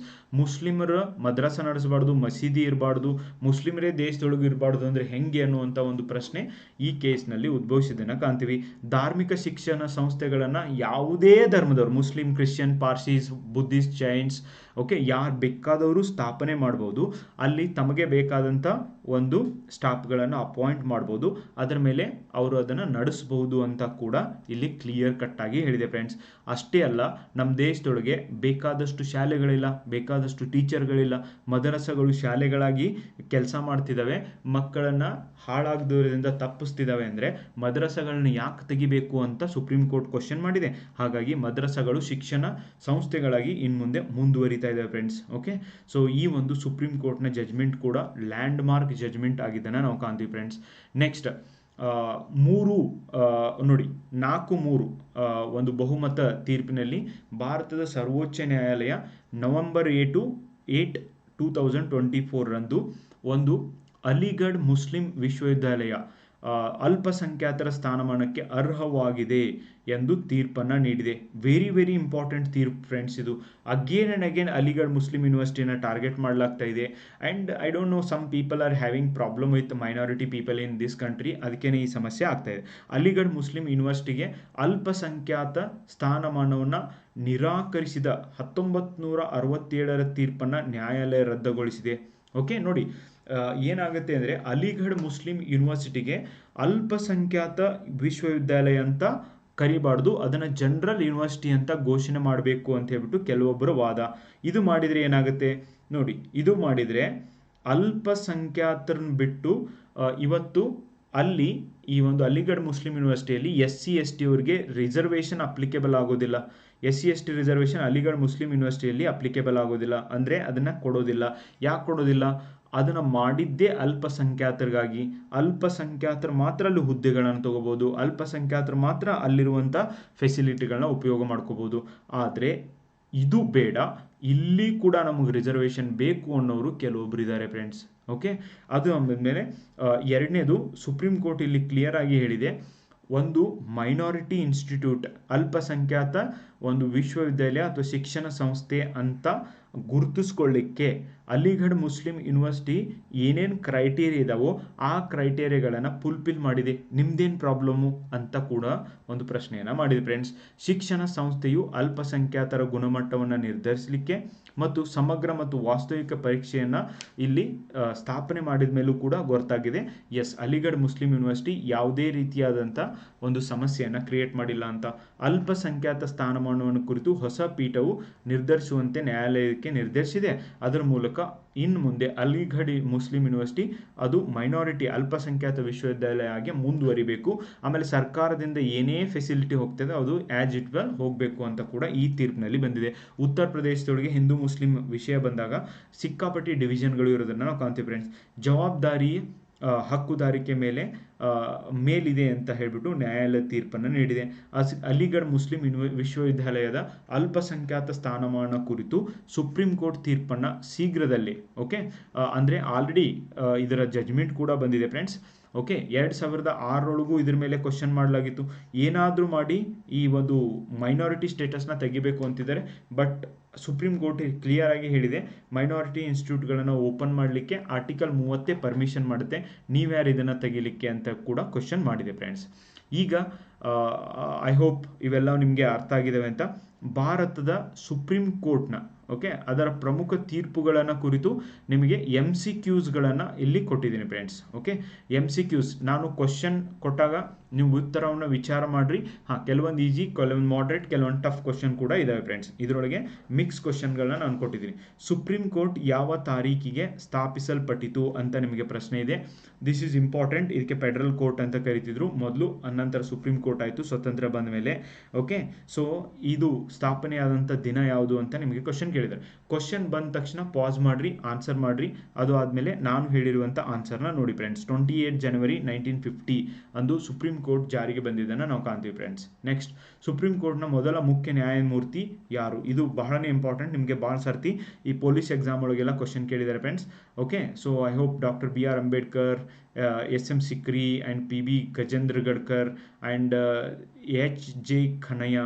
ಓಕೆ, HJ ಖನಿಯಾ ಇವರು ಮೊದಲ ಮುಖ್ಯ ನ್ಯಾಯಮೂರ್ತಿಯಾಗಿ ಕೆಲಸ ಮಾಡಿದ್ದಾರೆ ಫ್ರೆಂಡ್ಸ್. ನೆಕ್ಸ್ಟ್, ಸುಪ್ರೀಂ ಕೋರ್ಟ್ ಯಾವ ಸದಸ್ಯರ ನಿಯಮದಂತೆ ಕಾರ್ಯನಿರ್ವಹಿಸ್ತದೆ ಅಂತ ನಿಮಗೆ ಪ್ರಶ್ನೆ ಇದೆ. ಸಂಸತ್ತಿನ ನಿಯಮ ಅಂತೂ ಅಲ್ಲ, ಭಾರತೀಯ ಸಂವಿಧಾನ ನಿಯಮ ಇಟ್ಕೊಳ್ಳೋಣ, ರಾಷ್ಟ್ರಪತಿ ಆದೇಶದಂತೆ ಅಲ್ಲ, ಹೈಕೋರ್ಟ್ ತೀರ್ಪಿನಂತೆ ಅಲ್ಲ, ಸುಪ್ರೀಂ ಕೋರ್ಟ್ ಭಾರತ ಸಂವಿಧಾನದ ಆದೇಶದಂತೆ ಕಾರ್ಯನಿರ್ವಹಿಸ್ತದೆ ಅಂತ ಸರಿಯಾಗಿ ಉತ್ತರ ಆಗುತ್ತೆ ಫ್ರೆಂಡ್ಸ್. ನೆಕ್ಸ್ಟ್, ಭಾರತದಲ್ಲಿ ಮೂಲ ರಚನೆ ತತ್ವ ಯಾವ ತೀರ್ಪಿನಿಂದ ತೀರ್ಮಾನಿಸಲಾಯಿತು ಅಂತ ನಿಮಗೆ ಪ್ರಶ್ನೆ ಇದೆ. Okay, you people think about it. ಇದನ್ನು ಪಾಸ್ ಮಾಡಿರಿ, ಥಿಂಕ್ ಮಾಡಿ ನೀವು ಆನ್ಸರ್ ಮಾಡಿ friends. That is 1973 landmark judgment in the supreme court, Kesavananda Bharati case. Okay, that is the right answer. Next, 5th question, Minerva Mills ತೀರ್ಪು 1980 ಯಾವ ತಿದ್ದುಪಡಿ ಬಗ್ಗೆ ತೀರ್ಮಾನಿಸಿತು? ವೆರಿ ವೆರಿ ಇಂಪಾರ್ಟೆಂಟ್, ಯಾವ ತಿದ್ದುಪಡಿ ಬಗ್ಗೆ ಈ ಒಂದು ಮಿನರ್ವಾ ಮಿಲ್ಸ್ ಕೇಸ್ ತೀರ್ಮಾನ ಮಾಡ್ತು ಅಂತ ನಿಮಗೆ ಪ್ರಶ್ನೆ ಕೇಳಿದ್ದಾರೆ friends. That is none other than 42nd constitution amendment act, 42ನೇ ತಿದ್ದುಪಡಿ 1976. ಓಕೆ, ಉಳ್ಕಿದ್ದು 24th ತಿದ್ದುಪಡಿ ಸಂವಿಧಾನದ್ದು ಯಾವ ವರ್ಷ ಆಗಿದ್ದು, 44ನೇ ತಿದ್ದುಪಡಿ ಯಾವ ವರ್ಷ ಆಗಿದ್ದು, ಇಂಪಾರ್ಟೆಂಟಾ ಇದು 44ನೇ ತಿದ್ದುಪಡಿ. ಅದು ಆದಮೇಲೆ 52nd ಕಾನ್ಸ್ಟಿಟ್ಯೂಷನಲ್ ಅಮೆಂಡ್ಮೆಂಟ್ ಯಾವ ವರ್ಷ ಆಗಿತ್ತು. ಈ 3 ಕ್ವಶನ್ಗೆ ಕಮೆಂಟ್ ಬಾಕ್ಸ್ ಒಳಗೆ ಆನ್ಸರ್ ಮಾಡಿ. ಇಂಟ್ರಾಕ್ಟಿವ್ ಆಗಿರಬೇಕು ಫ್ರೆಂಡ್ಸ್, ನಿಮಗೂ ಕೂಡ ಕೆಲಸ ಕೊಡ್ತಿದ್ದೀನಿ, ಅದನ್ನು ಕೂಡ ಹೇಳಿ, ಸೊ ದಟ್ ಇಂಟ್ರಾಕ್ಟಿವ್ ಇರುತ್ತೆ. ಓಕೆ, ನಿಮಗೂ ಇಂಟ್ರೆಸ್ಟಿಂಗ್ ಆಗಿರುತ್ತೆ. ಸುಪ್ರೀಂ ಕೋರ್ಟ್ ಮೂಲಭೂತ ಹಕ್ಕುಗಳು ಮತ್ತು ರಾಜ್ಯ ನಿರ್ದೇಶಕ ತತ್ವಗಳ ನಡುವಿನ ಸಂಬಂಧವನ್ನು ಯಾವ ತೀರ್ಪಿನಲ್ಲಿ ವ್ಯಾಖ್ಯಾನಿಸಿದೆ ಅಂತ ನಿಮಗೆ ಪ್ರಶ್ನೆ ಇದೆ. Very very important. ಓಕೆ, ಮೂಲಭೂತ ಹಕ್ಕುಗಳು ರಾಜ್ಯ ನೀತಿ ನಿರ್ದೇಶಕ ತತ್ವಗಳ ನಡುವಿನ ಸಂಬಂಧವನ್ನು ಯಾವ ತೀರ್ಪಿನಲ್ಲಿ ತೀರ್ಮಾನ ಮಾಡಿದೆ? Minerva mills case. Okay, Minerva Mills ತೀರ್ಪಿನಲ್ಲಿ ಅಡಿಯಲ್ಲಿ ಇದನ್ನು ನಿರ್ಧಾರ ಮಾಡಿದ್ದನ್ನು ನಾವು ಕಾಣ್ತೀವಿ friends. Very very important. Next, supreme ಕೋರ್ಟ್ನ ನ್ಯಾಯಾಧೀಶರ ನಿವೃತ್ತಿ ವಯಸ್ಸು ಎಷ್ಟು? ಸುಪ್ರೀಂ ಕೋರ್ಟ್ನ ನ್ಯಾಯಾಧೀಶರ ನಿವೃತ್ತಿ ವಯಸ್ಸು ಇತ್ತೀಚೆಗೆ ತಾನೇ 50ನೇ ನ್ಯಾಯಾಧೀಶ ಮುಖ್ಯ ನ್ಯಾಯಾಧೀಶರಾದಂಥ DY ಚಂದ್ರಚೂಡ್ ಅವರು ರಿಟೈರ್ಡ್ ಕೂಡ ಆಗಿದ್ದಾರೆ friends. And 65 years is the right answer. ಹೈಕೋರ್ಟ್ಗೆ 62 ಇಯರ್ಸ್ ಇದೆ. High court judges retirement age, but supreme court ಇಂದು 65 ಇಯರ್ಸ್ ಇರೋದನ್ನು ನಾವು ಕಾಣ್ತೀವಿ ಫ್ರೆಂಡ್ಸ್. ನೆಕ್ಸ್ಟ್, ವಿಶಾಖ ತೀರ್ಪು 1997 ಯಾವ ಹಕ್ಕುಗಳನ್ನು ಕುರಿತಾಗಿದೆ? ವಿಶಾಖ ಗೈಡ್ಲೈನ್ಸ್ ಅವ್ರ ವಿಶಾಖ ತೀರ್ಪು ಅನ್ನೋದಿದೆಯಲ್ವಾ, ಯಾವ ಹಕ್ಕುಗಳನ್ನು ಕುರಿತಾಗಿದೆ ಅಂತ ನಿಮಗೆ ಪ್ರಶ್ನೆ. ಓಕೆ, ಸೊ ಮಹಿಳಾ ಭದ್ರತೆ ಮತ್ತು ಕಿರುಕುಳ ತಡೆ ಅದ್ರ ಬಗ್ಗೆ ಇದೆ, ಅಥವಾ ನ್ಯಾಯಾಂಗ ಸ್ವಾಯತ್ತತೆ, ಉದ್ಯೋಗ ಸಮಾನತೆ, ಅಥವಾ ಅಲ್ಪಸಂಖ್ಯಾತರ ಹಕ್ಕುಗಳು. ನೋಡಿ, ಮಹಿಳಾ ಭದ್ರತೆ ಮತ್ತು ಕಿರುಕುಳ ತಡೆ ಬಗ್ಗೆ ಇರೋದನ್ನು ನಾವು ಕಾಣ್ತೀವಿ ಫ್ರೆಂಡ್ಸ್.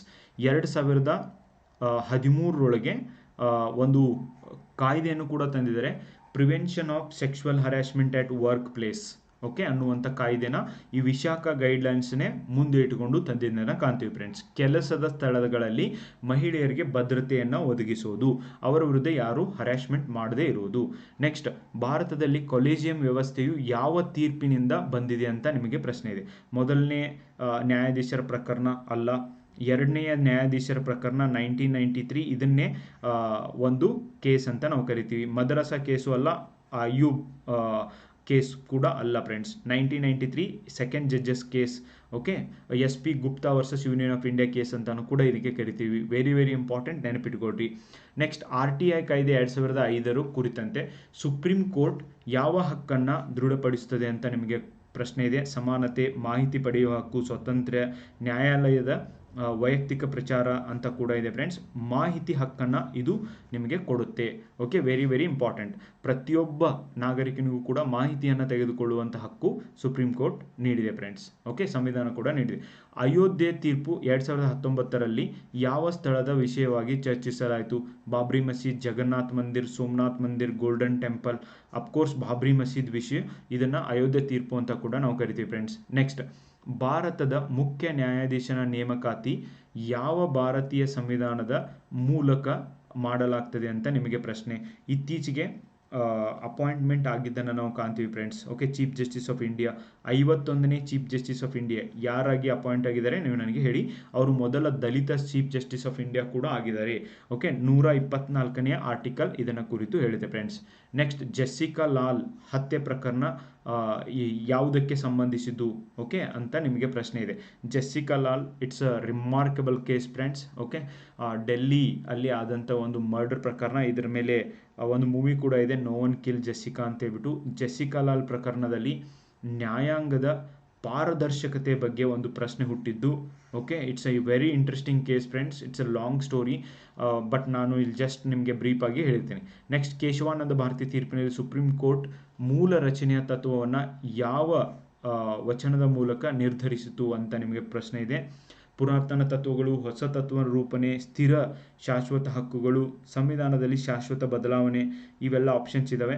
ಸ್ಥಿರ ಶಾಶ್ವತ ಹಕ್ಕುಗಳು ಅಂದರೆ ಸಂವಿಧಾನ ಬದಲಾವಣೆ ಆಗಬೇಕು, ಆದರೆ ಕೆಲವೊಂದಿಷ್ಟು ಸ್ಥಿರ ಮತ್ತು ಶಾಶ್ವತವಾಗಿರಬೇಕು. ಅಂದಾಗ ಮಾತ್ರ ನಮ್ಮ ಮೂಲ ಸಂರಚನೆ ಉಳಿಲಿಕ್ಕೆ ಸಾಧ್ಯ ಇದೆ. ಎಲ್ಲ ಬದಲಾವಣೆ ಮಾಡುವಂತಲೇ ಕೆಲವೊಬ್ರು ಹೇಳ್ತಾರೆ, ಬಟ್ ಎಲ್ಲ ಬದಲಾವಣೆ ಮಾಡೋದ್ರಿಂದ ನಡೆಯೋದಿಲ್ಲ ಫ್ರೆಂಡ್ಸ್. ನೆಕ್ಸ್ಟ್, ಸುಪ್ರೀಂ ಕೋರ್ಟ್ನ ಶೈಲೇಶ್ ನಗರ್ ತೀರ್ಪು ಓಕೆ 2014 ಯಾವ ಯೋಜನೆಗೆ ಸಂಬಂಧಿಸಿದ್ದು ಅಂತ ನಿಮಗೆ ಪ್ರಶ್ನೆ ಇದೆ. ಇದು ಆಧಾರ್ ಯೋಜನೆಗೆ ಸಂಬಂಧಿಸಿದ್ದು. ಓಕೆ, ಸೊ ಶೈಲಿ ಸಿ ನಗರ್ ಓಕೆ ಶೈಲಿ ಸಿ ನಗರ್ ತೀರ್ಪು. ನೆಕ್ಸ್ಟ್, ಭಾರತದ ಸುಪ್ರೀಂ ಕೋರ್ಟ್ಗೆ ಅಪೆಕ್ಸ್ ಕೋರ್ಟ್ ಅಂತ ಕರೀತಾರೆ. ಅಪೆಕ್ಸ್ ಕೋರ್ಟ್ ಇದರ ಅರ್ಥ ಏನು ಅಂತ ನಿಮಗೆ ಪ್ರಶ್ನೆ. ಪ್ರಧಾನ ನ್ಯಾಯಾಲಯ, ಮೇಲ್ಮಟ್ಟದ ನ್ಯಾಯಾಲಯ, ತುರ್ತು ನ್ಯಾಯಾಲಯ, ವಿಶೇಷ ನ್ಯಾಯಾಲಯ ಅಂತ ನಿಮಗೆ 4 ಆಪ್ಷನ್ಸ್ ಇದ್ದಾವೆ. ಸೊ ಇದಕ್ಕೆ ಮೇಲ್ಮಟ್ಟದ ನ್ಯಾಯಾಲಯ ಅಂತ ಕರಿತೀವಿ ಫ್ರೆಂಡ್ಸ್. ಅಪೆಕ್ಸ್ ಕೋರ್ಟ್ ಅಂದರೆ ಹೈಯೆಸ್ಟ್ ಕೋರ್ಟ್ ಅಂತ ಅರ್ಥ ಆಗುತ್ತೆ. ಭಾರತದ ಸುಪ್ರೀಂ ಕೋರ್ಟ್ ಯಾವ ನೀತಿ ವಾಕ್ಯವನ್ನು ತನ್ನ ತತ್ವವಾಕ್ಯವಾಗಿ ಹೊಂದಿದೆ ಅಂತ ನಿಮಗೆ ಪ್ರಶ್ನೆ ಇದೆ. ಸತ್ಯಮೇವ ಜಯತೆ ಅಲ್ಲ, ಮಂಡಕೋಪನಿಷತ್ತಿಂದ ತಗೊಂಡಿದ್ದು. ಯಥೋ ಧರ್ಮಸ್ಥೋ ಜಯಂ, yes this is the right one. Okay, so ಯಥೋ ಧರ್ಮಸ್ಥೋ ಜಯಂ, ಯಾವ ಕಡೆ ನ್ಯಾಯ ಇರುತ್ತೋ ಆ ಕಡೆ ಜಯ ಅಂತ. ಬಟ್ ಎನಿವೆ ಪ್ರಾಕ್ಟಿಕಲ್ ಆಗಿ ನೀವು ವಿಚಾರ ಮಾಡಿ. ನೆಕ್ಸ್ಟ್, ಭಾರತ ಸುಪ್ರೀಂ ಕೋರ್ಟ್ನ ಮೊದಲ ಮಹಿಳಾ ನ್ಯಾಯಾಧೀಶೆಯಾಗಿದ್ದವರು ಯಾರು ಅಂತ ನಿಮಗೆ ಪ್ರಶ್ನೆ ಇದೆ. ಭಾರತ ಸುಪ್ರೀಂ ಕೋರ್ಟ್ನ ಮೊದಲ ಮಹಿಳಾ ನ್ಯಾಯಾಧೀಶೆ Fathima Beevi is the right answer friends. Okay, justice Fathima Beevi. Next, ಕೇರಳದವರಾಗಿದ್ದರು, ಲಾಸ್ಟ್ ಇಯರ್ ಅವರು ಕೂಡ ಡೆತ್ ಆಗಿದೆ ಫ್ರೆಂಡ್ಸ್. ಏಳರಲ್ಲಿ ಸುಪ್ರೀಂ ಕೋರ್ಟ್ನ ಮೊದಲ ಮಹಿಳಾ ಮುಖ್ಯ ನ್ಯಾಯಾಧೀಶರಾಗಿ ಯಾರು ಆಯ್ಕೆ ಆಗ್ತಿದ್ದಾರೆ ಅಂತ ನಿಮಗೆ ಪ್ರಶ್ನೆ ಇದೆ.